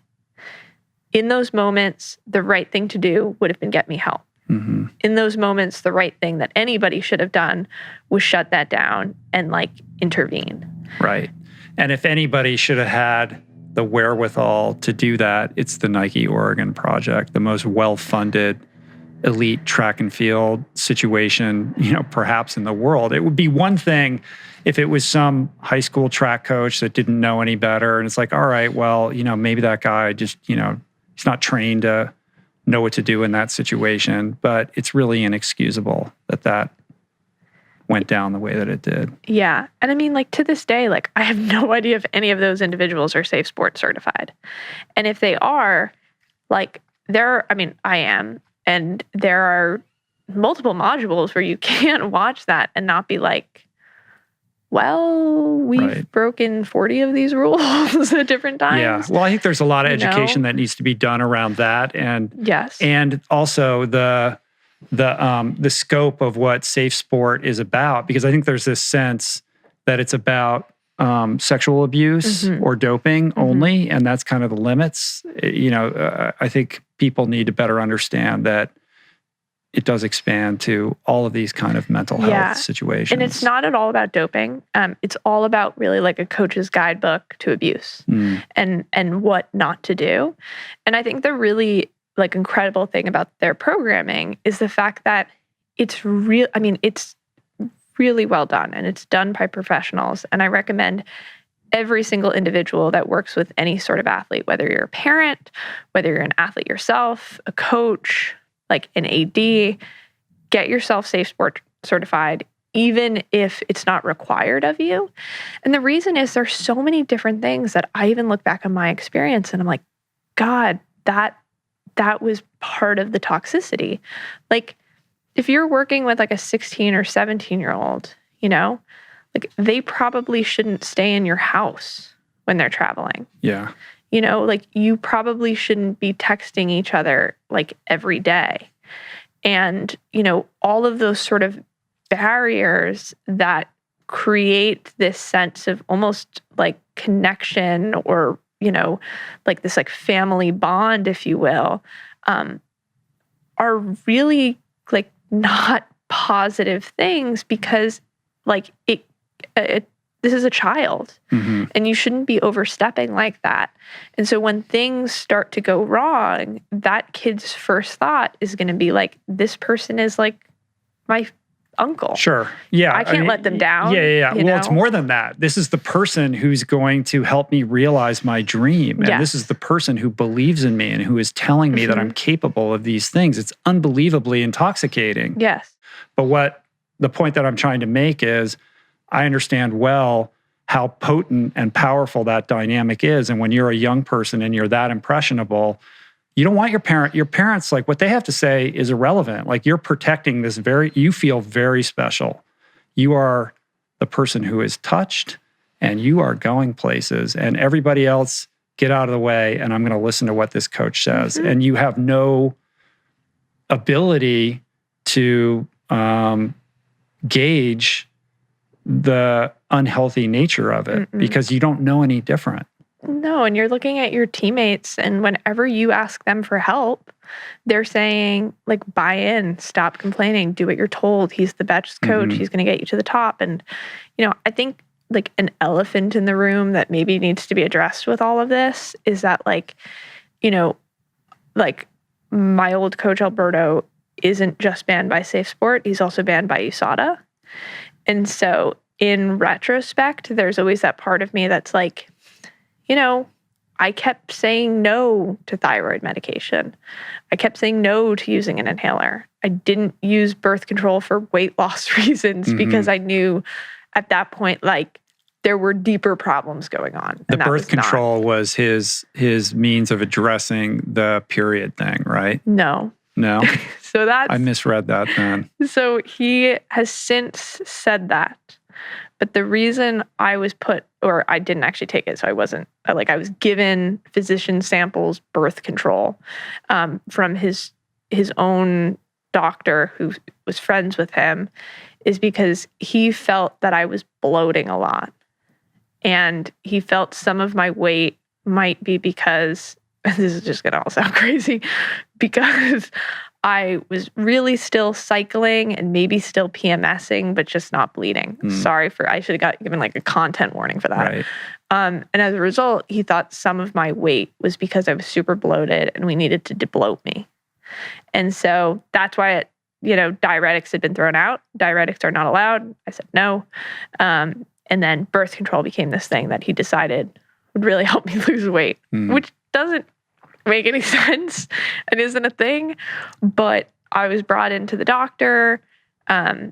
She gave me birth control because he wanted me to lose weight. And, the thing is, like, if I went in there and I said, hi, like, I'm an 18-year-old girl, I want birth control for birth control purposes, they can give you, like, they can kind of just give them to you, right? But if I go in... Like samples. Yes. Yeah. But if I go into the doctor's office with my coach, who I'm not related to, and they sit through the whole appointment and talk about how I need to lose weight, like, we think birth control is going to help, and they give them to you. Yeah, that's crazy. That's insane. That's crazy. What other kind of doping stuff did you see or that was impressed upon you?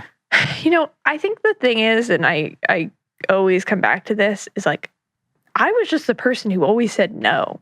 And it wasn't from anything other than the fact that, like, again, I think I took so much of this, like, oh no, like, they probably don't even know diuretics aren't allowed. Like, let me explain to them that I'm not going to take them because, like, make sure you never encourage somebody else to do it kind of way. The 17, 18-year-old is going to explain it to them. Exactly. Okay.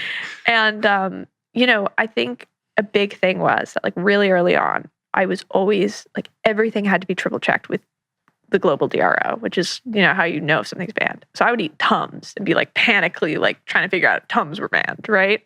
So, like, that was a big thing when I was, like, in high school. And then as soon as I went out there, it kind of became more like, no, you're good. And it was kind of more like, hey, I know your dad had said thyroid, might be bad before, but, like, your numbers are kind of on the lower end. They're not low, but, like, maybe we should do this. And I'd be like, no, like, my dad has said you're not supposed to take that if you don't need it. Or it would be like, hey, you're always breathing really heavy while running. Maybe you have asthma. Like, maybe you need an inhaler. Right. Always trying to find the medical exemption. Yes. So that and I was given an inhaler at some point. I never took it because I remember, again, being so like, guys, I think you're making a mistake. And again, are you getting the periodic knock on the door and doing the getting drug tested? Yeah. I was drug tested a ton. And I always joke, like, I was in that big like Fancy Bears leak. My information was like threatened to be leaked, but on it said like 2 Flintstone vitamins and like 2 iron tablets and like vitamin D, and so they never released it. And I felt so like both like vindicated, but also kind of like put out that I'm on Flintstone vitamins. Like watch them cower as I walk onto the track. But the thing is, like I was always saying no. And it was always coming back to weight of like, well, you need this because like thyroid can make you skinnier too. And birth control for, weight loss. And I think that's just important to like say because sometimes it also just makes me be like when the other athletes were like, just buy in already. Yeah. Like, was that something else? And the answer is, I don't know. And sometimes I wish I could go back and have been like more conscious in those moments of like what was really going on. But was there pressure from the other athletes to like get on board with some kind of protocol? Well, we did have like a team bonding trip, and during it, one of the athletes did tell me that like I needed to step up and stop being such a baby, and like kind of you either got to buy in or you're not on the team sort of talk.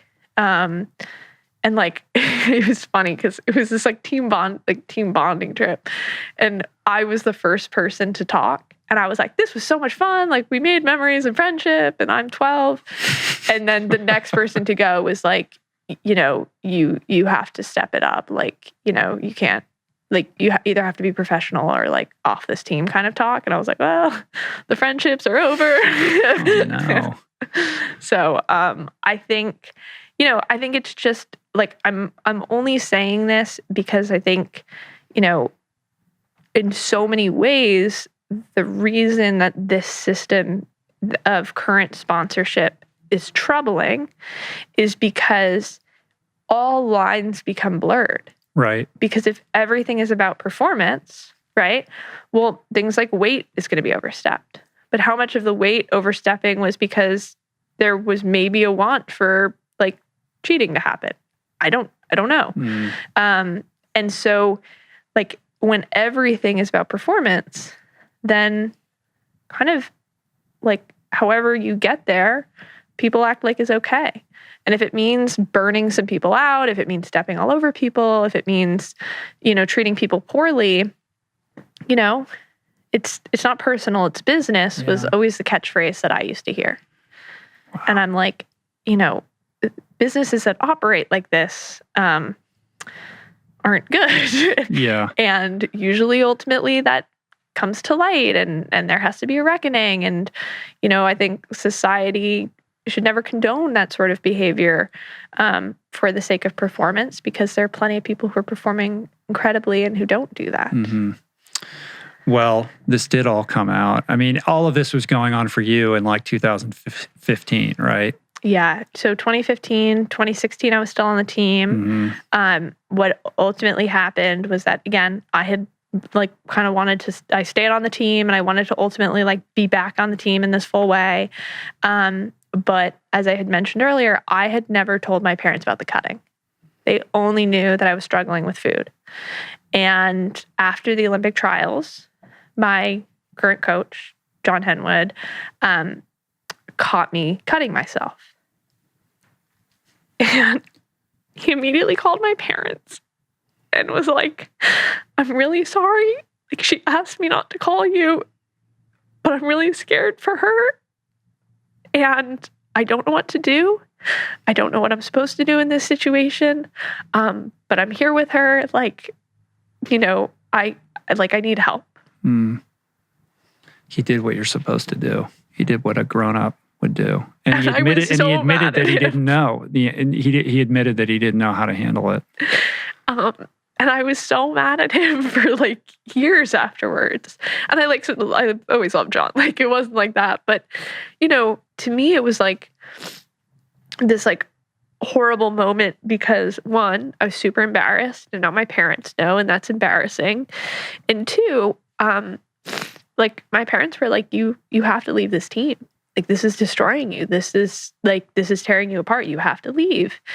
And I think there was like a period of time where my parents could not understand why I like so couldn't see like, that the system was a problem. And I think part of it was like they didn't know a lot of these stories. Like these stories that I'm telling now, I sat my parents down before the New York Times piece came out and I just told them everything. And so there's so many moments that like I've never talked about and like aren't even public, that like they almost saw what was happening to me, but they didn't even know how it was happening. But, they told me like, this is a bad setup for you. Like you have to like have health being your number one. And so I left the team. And then the sad, irony is that like, that's when my body was finally like, you've been doing damage for so many years. Like my bone density was lowered substantially. And then I started to break. And it was this kind of like tragic, like, yes, I had left, but I think because I didn't actually let go and I didn't actually understand like what was wrong with the situation, that it just like I was in this cycle. And the truth is, what snapped me out of it was when the USADA report came out, in which Alberto was banned. My immediate reaction was like, no way. Like he didn't do anything. That was literally my first reaction to it. And I, the next day, read the whole entire report. It's like 270 pages. I read it word for word. And holy crap, it was the first time I saw on paper that they lied. And there's so many moments in it where it'll say something like, athletes on the team were told that, USADA had given them permission to do blank, right? And like I'd been told that. I thought that was true. Like, of course, yes. This giant company that's telling me that like we got full approvals, don't worry about it, all these allegations are lies. You're kind of like, I don't know, worth billions of dollars. I think they're telling the truth. What's your sense of how high up that went at Nike? Very. And I like... the CEO stepped down. That high? I mean, he was on the emails. Yeah. And again, some of this stuff happened before I was on the team. Actually, like almost right. Well, all then, of it did. Yeah, all these people have come out going back to 2008, right? Telling stories about this. Yeah. And so I was always, there was no, like I almost was never there firsthand. I was only ever hearing things secondhand. Because I joined the team I started working with Alberto in 2012, officially joined the team in 2013. And it was around then that allegations started to pop up, right? So I'm already in the bubble. I'm already in the system. And when you're being told like, no, that was misconstrued, like, all 10 of us are saying this was actually what happened. You weren't there, but like, here's some story. You're kind of like, I trust these people. They're my friends. Like, they wouldn't do me wrong. And so as I was reading the USADA report, there were all of these moments of me being like, oh my God, USADA is telling me that I was lied to. And I'm one of the athletes that they're subtweeting in this thing of saying they thought this was the thing. And I like was just like frozen. And like even now trying to describe the feeling, it's like I had just so many emotions run through me because like that was when the flood like opened for me internally. And I suddenly was like, whoa, if everything in this was a lie, then like what else was happening that I've never let myself come to terms with? And the thing is, had you talked to me the day before the USADA report came out, and you looked me in the eye and you said, I know everything you went through, you were emotionally abused, I would have laughed at your face. I would have walked away and been like, what is that guy talking about? Right. But as soon as I knew, like, I could look back on my experience and I could see the lies and I could see the abuse for what it was, that was the most both empowering and like terrifying moment. Right. It shatters the illusion. Complete shattering. And, you know, again, like, I think really the scary thing about abuse is that the reason it takes years for people to come out is because so often they don't even know that's what it was. And for me, it was like, as soon as I knew that was what had happened, like my first thought was, holy crap, there's other people who don't know. Mm-hmm. And that's it also scary. explains why you wanted back on the team, right? Which is part and parcel of Nike's big defense and all of this. Like, what do you mean she's saying all this stuff? She was trying to get back on the team. I'm like, yeah, we didn't know anything about it. You know, so right. So this is well, Salazar gets banned in September of 2019, right? So does that report come out in advance of that, or did those things they came out at the same time? Same right? moment, and then like 6 weeks later, the New York Times piece came out. Right. And they were the longest 6 weeks of my life. So there's a good like 3-year period where you go from being Mary Cain, fastest girl in America, bright future, you know, Olympic glory is a foregone conclusion for this person. There was even a New York Times article about you, like in 2015, right? And which was a whole glorious picture where you're like whitewashing this whole experience. But then there's this period where you disappear, right? And it's like, what happened to Mary Cain? Like she just vanished off the landscape. You go home, you're trying to piece yourself back together during this period of time. It's like this fallow era where suddenly you're nowhere to be found. Then, so you're dealing with what you're dealing with and trying to come to terms with this, but still buying into all of it, thinking you're going to make your way back, right? Until this report comes out. And like, I'll say this, right? So I, you know, was like, I'm not tough enough. Like, I can't handle it. Like, I'm maybe not like built to be a pro, right? And what ended up happening was I kind of had this like injury. And again, my parents, like my coach, John, nobody like, I hadn't really shared a lot of these stories with. There was maybe like inklings of it and pieces of it, but like with everything, you're just like, if I can't even look back on that, like how can I share that with somebody else? And so, you know, around like probably like in the beginning of that year, it was like maybe 2018 summer, Alberto and I had talked like once, and it was kind of meant for me to be my like closure moment of being like, okay. And you're still getting paid by Nike though throughout this period? Yeah, my contract ended December 31st, 2018. So I was still a Nike athlete. So it wasn't like weird in a way that there was like that kind of moment. And then kind of between then and when I was maybe hurt at the beginning of 2019, like he kind of kept like reaching out to my coach just to see like, how am I doing? Like, you know, like friendly stuff. I think, okay, we're fine, right? And then, you know, I got hurt. We asked like, oh, any tips? I ended up going out to Portland. And for me, a lot of it was like, I still had this like, you know, I felt so bad about everything that had happened. And I talked very openly with Alberto about the fact that like, you know, I developed like a really serious eating, you know, disordered eating. And I use the word disordered eating instead of eating disorder because I wasn't bulimic and I wasn't anorexic, you know, in terms of the like true clinically diagnosed definition of those. But I underate substantially and I was underweight a lot. And I went through like big fluctuations and I would try to purge and I wouldn't be successful. So it's kind of more within that like disordered eating bucket.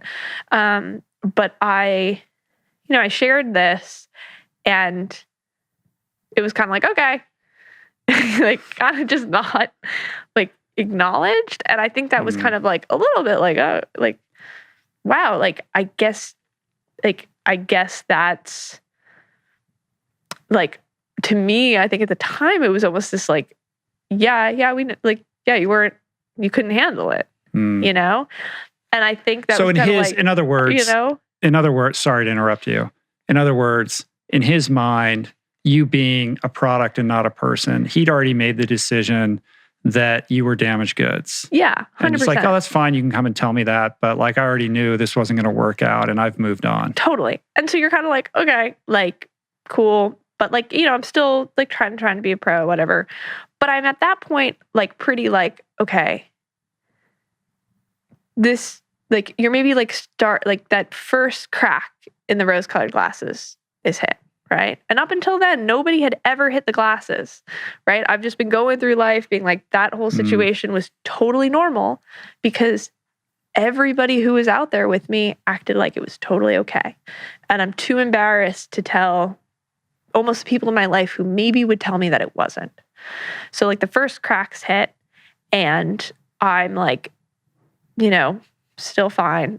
And then just like going through life so that once, boom, the USADA report comes out, I think it was almost this like, oh, like not only do I kind of have this like you just moment. You got like red pilled, right? Like you just went into the matrix all of a sudden. Yes. Yeah. Yes. Or came out of the matrix. And like, who knows, maybe had I not had that like little crack in the glasses, like maybe they wouldn't have fully shattered. I have no idea. I think they would have, because like if you read 270 pages of that report, you're just like mind blown. Recommend it, fun times. But I think that when I came out and I shared my story, right? I think first off, I thought nobody was going to read it. Like I'm like, my mom's going to give me a pity watch and like feel sad that she watched that thing. And then there's going to be like a small contingency of the running community. And I honestly thought that 50% of the people, you know, again, like maybe 10 people watch it. And 5 of those people are like, that's sad. 1 person is like, wow, that's me. And then the other 4 are like, that girl's fat. She's just slow. But to me, that 1 person saying, okay, wow, that is me, like would be worth it. And I didn't care how many people were negative. I didn't care like at all about the response. It was just for that 1 person.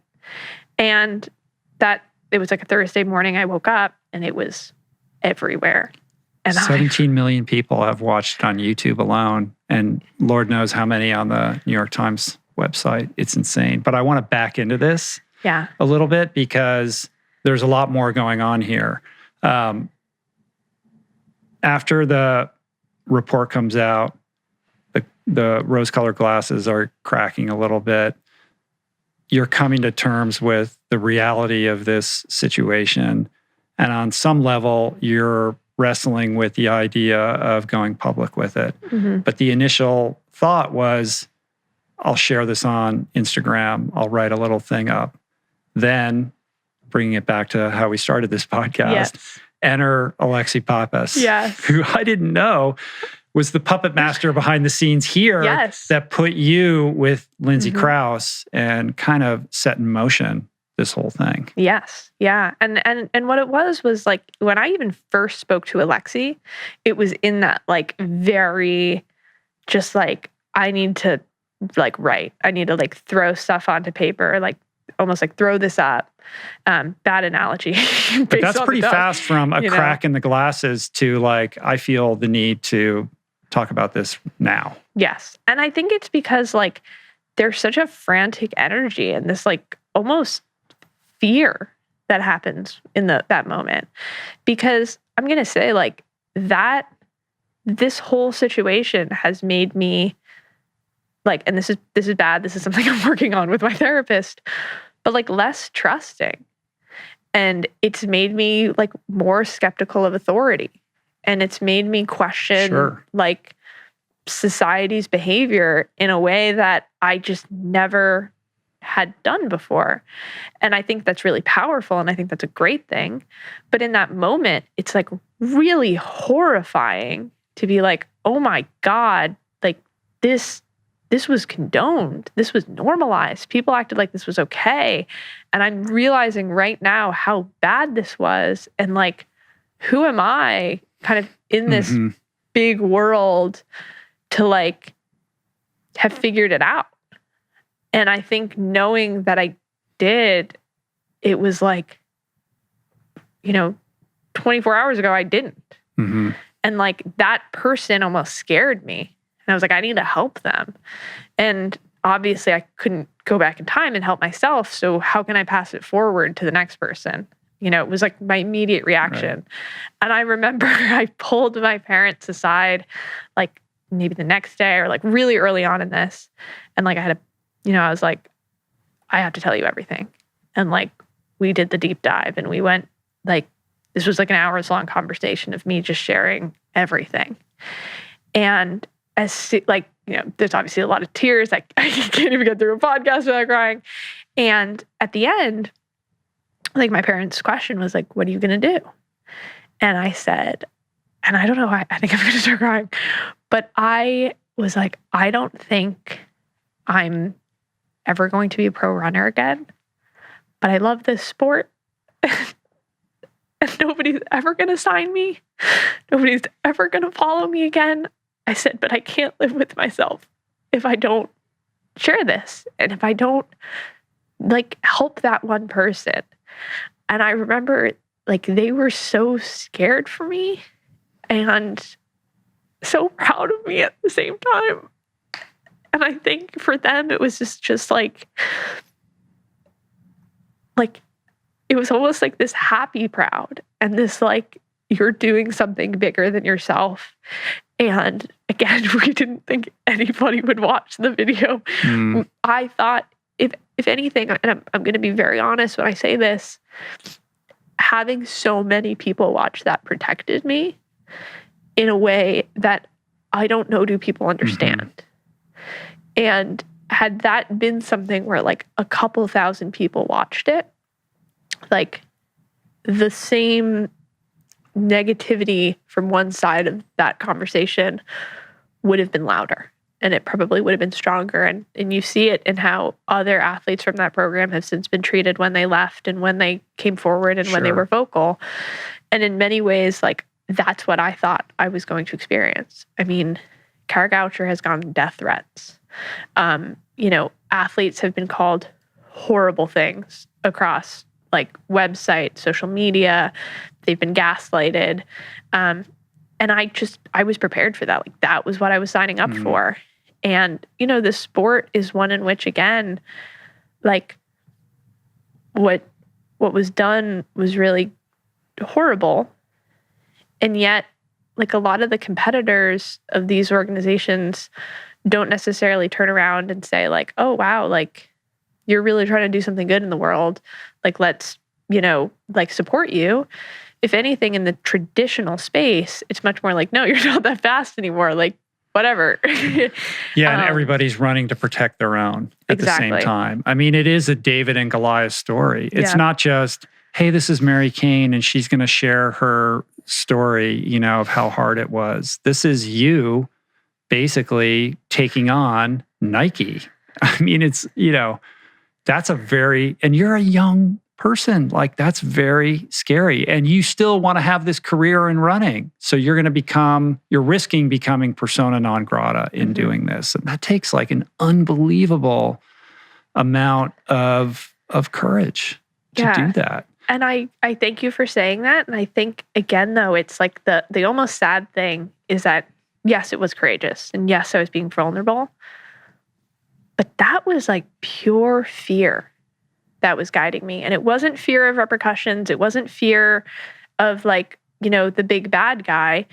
It was fear that somebody was living a lie and hurting themselves because they didn't know it. And it was fear for that younger version of myself. It was that fear of that version of myself from 72 hours before that drove me. And I say that, in so much as to say, like, I think these issues are terrifying. I think the fact that we don't like support and protect people and treat them as, like these incredible gifts. And I say this like in a very general, like we're outside of sport way. Like people are people, they're not products. And when organizations lose sight of that and take advantage of people, like that goes beyond sport. Yeah. Women being taken advantage of goes beyond sport. Women being objectified. This is like the reason 17 million people watched it is because it's not just a sports story, and it's not even just a woman's story. This is when powerful people abuse. And, what is power? It depends on the situation. And so there are plenty of people in the world with power over others. And the idea that, somebody was trapped in that was like, that's like that fear guided me. And so like when people say I was brave or courageous, like I thank them, I appreciate that. But like this wasn't a moment for me. Like this was literally me like chucking the baton across the room and being like, save yourself, because it's horrifying when you're in that. And I couldn't get proper treatment really until I knew. Like my relationship with food like even during that New York Times piece was like weaker now than it is today. And it's because all the work that I had done had always been not at the root of the issue. Well, that earnestness and that sensibility comes across in the video for sure. I mean, you get that. And I think that's a big reason why it did end up connecting with so many people. And for people that haven't seen it, essentially, Lindsay Krause, who's been on the podcast before, accomplished runner in her own right, is all about these issues. She's like the perfect person 100%. for, Alexi to say, go see this person. Yes. I know like you contacted her and she's like, come to the New York Times office right now. Like, Yes. and you're like, I thought I was going to do an Instagram post and now you're making this movie with her. Yeah. But she really helps craft and shepherd this message in a mindful, intentional way. And the end product of which is really palpable and powerful. So, it's not surprising to me that so many people have not only seen it, but were impacted by it. And all of this happens really quickly, right? So the USADA Salazar thing comes out in September, right? Yeah. I wrote down the timeline here because it all happens really quickly. October, Nike shuts down Oregon Project. November, so the Nike CEO, Mark Parker, steps down. Was that before the video? Yeah, I think so. And then, November 4th, WADA says it will investigate each athlete that trained with Salazar. Also, by the way, I was never investigated. And I was going to ask you, I was like, what's the status of that, by the way? I was about to say, like, please investigate me. Like, I don't know what camera I have what's to going look on? At. Because, like, to me... the story seems to end with your video, kind of, and your call for third-party investigation of Nike. I couldn't find any evidence that there's, a narrative beyond that. It doesn't seem that that's happening. But in any event, so November 7th, then your video comes out, and it then explodes. Alberta was safe sport ban maybe like a few weeks after that. After that, right? Yeah. Temporarily. Is it still temporary? It's still temporary, technically. And he's still, obviously, in that 4-year window. Yeah. Right. Much sheer surprise, I would suspect. I mean, first of all, I can't imagine you being the next day when your world must have just exploded, right? So it was one of those. You must have been terrified. I mean, did you even sleep the night before that this was coming out, knowing that this was going to come out? Super early. And I definitely had such a restless night. And again, I thought it was going to be like, super small, 50-50 negative positive, but like it still was just like I wanted to be able to see it in the world and then like never look again, right? That was my thought. I thought I was gonna like delete my Instagram. Had you seen it before? You'd seen it obviously, right? Yes. Beforehand. Yeah. And I was able to send it to my mom and like what the really tragic thing too is, like my first thought when I watched the video was I was like, I look really fat. Like that was literally the first thought I had. Oh. And I remember I called my mom and I was like, I think they're just going to think I was the fat girl who didn't do well. And again, it's like, that is how recent. That's the disorder though. And that is how like recent I was to being like that deep in it. And like, I'll be honest, I still struggle. But my God, like a year and a half different just because I was able to like almost stop treating just the food, but treat the PTSD. but I was able to see it before, and that morning was insane. And the craziest thing was I was being called, like my parents' house were being called. I don't even know how they were getting my parents' phone number. And like different news outlets wanted me to like do exclusives with them. And, you know, like two like competing like news networks were calling me, and like one kind of kept threatening that like if I didn't do their thing, then they like, or if I did their competitors, then they wouldn't talk to me. And I remember I just yelled at the woman on the phone, and I was like, how dare you? I was like, I did not do this to get on your TV show. Like, I did not do this so that I could be thrust into this like toxic competitive world. I'm like, I did this to help people. And if you don't want to help people, okay. Powerful, but I'm Mary Cain, one woman laying down the law. Literally, I'm like, and I'm also like crying in the phone. Yeah. I'm like, I'm a one woman PR team. My mom barely knows how to answer my email. Like, goodbye. And I hung up the phone, and they called me an hour later, and they're like, okay, we will still put you on. And again, like, I didn't even care. Like, I thought I was going to be like deleting and burning my like social media accounts. Like, this was not what I thought. There was a flurry. I mean, everybody had a take on this. There was so much press in the days, 2 days after, 3 days after this thing hit. And like Lindsay kind of warned me. She was like, I kind of think this is going to be big. And I was just like, Lindsay, only runners are going to read this. And so like she was incredible. And you know, at the time I really was managing all of this by myself. Like she was protecting you. So because I reached out to her and I was like, wow, this is crazy. I'd love to talk to Mary. And she was like, yeah, I'm keeping a lid. I'm trying to help her keep a lid on it right now. She was incredible. And what she even did was she connected me to Wes Felix, who's Allison Felix's brother, and was like, you know, like reached out to Wes and was like, Allison went through this when she did the New York Times piece. piece. We have to contextualize this because this came out, you know, there's a series of, you know, Nike stuff that was all happening around this time. Most notably, the Allison Felix pregnancy thing. Yes. And her brother, Wes, who like is the most incredible person, is her agent and ultimately became mine as well. And so Lindsay reached out to him and was like, Mary is drowning. Like, she doesn't know what to do. This was very unexpected. Like, she's handling it as well as she can. But there's only like, you know, you're in this weird position, right? Where you're like, I want to keep telling this story because I can help more people. But you're also like, I have no way to manage this on my own. This is super overwhelming. And so he called me up and was like, just anything, like forward everything along to me. I'm going to help you sort through it. Like, this is just me being a friend because like we've been there.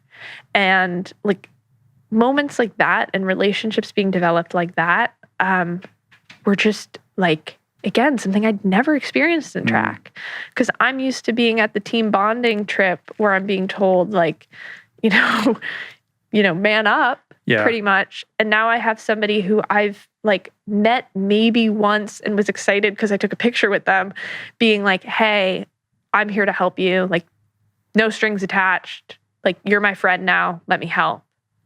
I mean, I'd never experienced that before. You're just waiting to get stabbed in the back. Oh, 100%. I mean, I'm still sometimes like I feel like turning around with certain people. Like, but Alexi is honestly the person who taught me that you don't have to, and that there can be camaraderie in sport, and there can be this ability to really be a teammate and what that means. And I think, you know, I'm still in so many ways like now shocked with how beautiful the sport is and how positive it can be when you find the right people. Well, it had to be unbelievably gratifying and emotional to see the outpouring of support. I can't tell you. From teammates and all these people who, you know, were you know, very frank and saying like, you know, I kind of knew this was going on and I wish I'd said something and I didn't, or I should have, or I didn't know, but I should have, you know, like all of that. Like, it was pretty unanimous. Yes. And, you know, from all over the world. Yes. I mean, it was like, I will remember to this day when even people, like I told the story in the New York Times about this one specific meet and how I Didn't race well. It was the meet that I ultimately afterwards told the sports psych in Alberto that I was cutting myself. And I didn't race well. There was a thunderstorm. We went under a tent. I was yelled at because I clearly gained 5 pounds between this morning and the race time because I ate bacons and eggs. And so I ran out into the thunderstorm. This was honestly my most suicidal moment. And after the piece came out, athletes came forward and said, I was there. I saw that. I was in the tent. I saw what happened, and I'm sorry. And I would never let that girl run out by herself. And I never will. But it still means a lot that people said, I'm sorry, and I was there. And for me, it's about empowering that person. And well, first off, never letting that happen in the first place. But if that ever was to, making sure there are 10 people running after that girl, because she should not have done that alone. And I'm sorry. I think I haven't talked about this. It's really, honestly, thank you for being so open about it. And I think, that recognition is beautiful, and it's critical to your own personal healing process. 100%. With all of it. And I think it's also important for me as I'm going and embarking on this new endeavor and creating a team and almost learning. It's important to learn what not to do, right? That's I have a lot of experience with what not to do. But I think the other thing is that as much as that's good, you have to learn what to do. And you can't almost only be coming into this beautiful journey of creating a team that I'm embarking on with a cynical perspective, which I think would be really, really easy for me to do, if I'm honest. And so there's so much importance to fuck me. All those Nike guys team. Yeah, exactly. That's the name of the team. Pretty much. It's really important for me to think about so many people who've helped me and so many people who supported me through that time, like the Alexis, or people who just the Wesses who stepped up and said I'm here for you, because those are the people who I can lean on and learn from when creating something beautiful versus just kind of creating something out of a fear of what was. Yeah. When you look on the past, it can't ever be I'm just trying to rewrite my own story. It's how can I really make something good going forward? And so that's why I do think, although obviously I've cried multiple times, it's healthy to talk about and it's important to talk about, especially when I just held this in for so long and used to look back on that, moment of me running out into the thunderstorm, which is so dramatic, but literally what happened, as being this almost example of how weak I was, and that was the narrative. The narrative was in my head, because this is what was told to me, you're a head case. This is your fault. You're the one failing yourself. And for so long, that's how I kind of remembered it. And to suddenly take a step back and look at it almost from the eyes of everybody but me, it's suddenly, wow, that's horrible that happened. And how can I make sure it never does again? Yeah. It also wasn't that long ago. The pandemic, anything pre-pandemic feels 100 years ago, but we're talking about the end of 2019, when you came out with this. And on a personal level, you can't be a phoenix without the fire. You got to burn, right? And on a broader level, in terms of running in general, what an incredible opportunity, because you're so uniquely situated with your experience and the level of exposure that this story has garnered, that you're now perfectly situated to reimagine what the future of running can look like for girls and women going forward. And you've taken that, you're running with it. You've got the Tracksmith partnership. You've got ATALANTA. I said it correctly. That's all happening. And it's really inspiring. And this has all happened in a pretty compressed period of time. I mean, I know maybe it seems like not to you, but it sounds like it to me, like in the grand scheme of things. And you're so young and you have so much running ahead of you and you have so much mentorship ahead of you. Like, it's truly inspiring. No, and I really appreciate you saying that. And, as I said, those probably like 6 weeks between the USADA report and when the New York Times piece came out felt like the longest 6 weeks of my life. And I think I always remember that whenever I feel like, oh gosh, like, things aren't happening quick enough, or I want to be here by X date. And, almost our, I think, or at least my predisposition to like push. I always look back and I'm like, that was only 6 weeks. And so in the scheme of things, it has been a really, really short time, which is also why I'm continuing to try to learn. I think one thing that I do sometimes feel a little uncomfortable with is that, we're all flawed individuals, right? And so even me kind of taking this step as a mentor and as an advocate, I have to always be very conscious of my own place in the world and how I can be educating myself and learning new things and kind of taking that next step. Because for as much as I lived my experience, there's so many other like moments people can go through that I will never experience and I will never know. And to take that level of learning and kind of spread this in a way that's more inclusive and not just my story can only happen if I'm constantly trying to better myself, which is why even with this program that I'm creating and the service side of it, like we're going to create extensive educational standards for all the mentors, because you can't just expect like a young, somebody of any age to be ready to kind of teach, right? Like you have to learn before you can teach. Right. I think you're going to be really successful with this because based on what you just said, there's a real appreciation for humility and the level of empathy that you're able to bring to it. Like it feels, it's such a heart-centered thing for you. And I could tell that you've thought it completely through. So I'm excited to see what it looks like. Yeah, thank you. I can't wait for this journey. And I know everything's going to keep going quick and feeling like it's taking forever. But the more that I can stay in the present and enjoy that moment, and always be proud of like where I am today, as much as proud of what I hope to long-term accomplish. I think that's one thing that I'm really working on. And I also, will kind of share it to anybody else who's maybe diving into like their next steps or a big endeavor for them is to like appreciate the day to day and be proud of those like little moments and those little steps in the right direction, because it does go quick when you look back, at least, even if not in the moment. Yeah.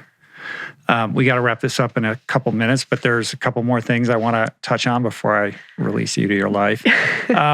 I think another reason why the video really worked was that it wasn't just you telling your story. You were like, this is what happened to me.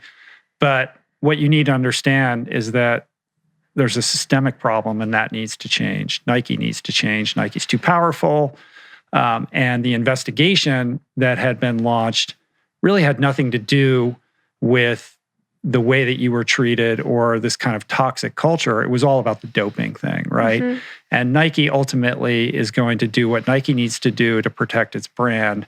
So it's going to basically, give lip service to this, sweep under the rug whatever they can get away with, and move on. And you were the one at the outset calling for a third party to conduct this investigation. Like, okay, so they're going to self-police themselves here? Like, what does that, what does that actually mean? Like, obviously, nothing's going to happen. So my sense is that that didn't happen. There is no third party investigating. Is there any update? Like, I just wanted to know, what is the 2021 status update on what's happened there? So I think, first off, there was an internal investigation. And I only know this because like one reporter was told that. And I was reached out for comment because I guess there was nothing released besides nothing public. There wasn't like a public dossier or something. No. Here's what happened. The only thing that was like shared with this journalist, Erin Strout from Women's Running, was that they were going to maybe like invest more in women and like stuff like that, right? So like super vague. I can't even remember what it was. Yeah. And, you know, at the time, I remember being asked for comment, and I was like, hey, anytime any movement is going towards like empowering women, that's great. Sure. And it's tricky and complicated because you look at Serena Williams and what they've done with her, and it's unbelievable, right? So it makes it's like, okay, and then you tell your story, and I don't know what to think. Yes. Well, I think part of it is that like we also have no idea behind closed doors what was happening. And it's a company made up of people, you know, right? Yeah. And those individuals turn over. People like tried to protest within Nike. There were like 100 people that protested, right? Yeah. Right after. And like people were threatened to be fired if they like walked near the Alberto Salazar building. Like, that's kind of scary. Is it still called the Alberto Salazar building? Yep. The new Hayward Field, there's a memorial to him. There's like a big picture at a stadium that I'll probably have to run at multiple times over the course of my career. Oh my God. And that was built after, it was only like recently finished, like a couple months ago. That's right. They just redid it. They did like a reboot. So like, I think for me, it's one of those things where, as you know, as you've seen even through the documentation I've sent you for this, my own like business that I'm trying to start, I don't like using buzzwords, and I try to avoid it at all cost.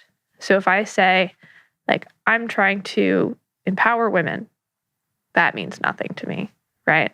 This is actually what I'm going to do, and I'm going to outlay steps A, B, C, where we're going to go, how we're going to support it. And you know what? If I don't have an answer yet, that's always okay. But then say, I'm going to have to lean on these partners and these experts and take these next steps. And so I think the big maybe like takeaways if you're a multi-billion-dollar organization is like actually care. And actually figure out like, okay, if we're going to do something, what are we going to do? And how are we going to do it? And, you know, don't just keep coming out with ads that, you know, even recently support like women who are pregnant and are athletes, right? Because I watch that and I think you've never acknowledged how you treated Cara, Alicia, Allison. There's never been any sort of like, hey, we did wrong.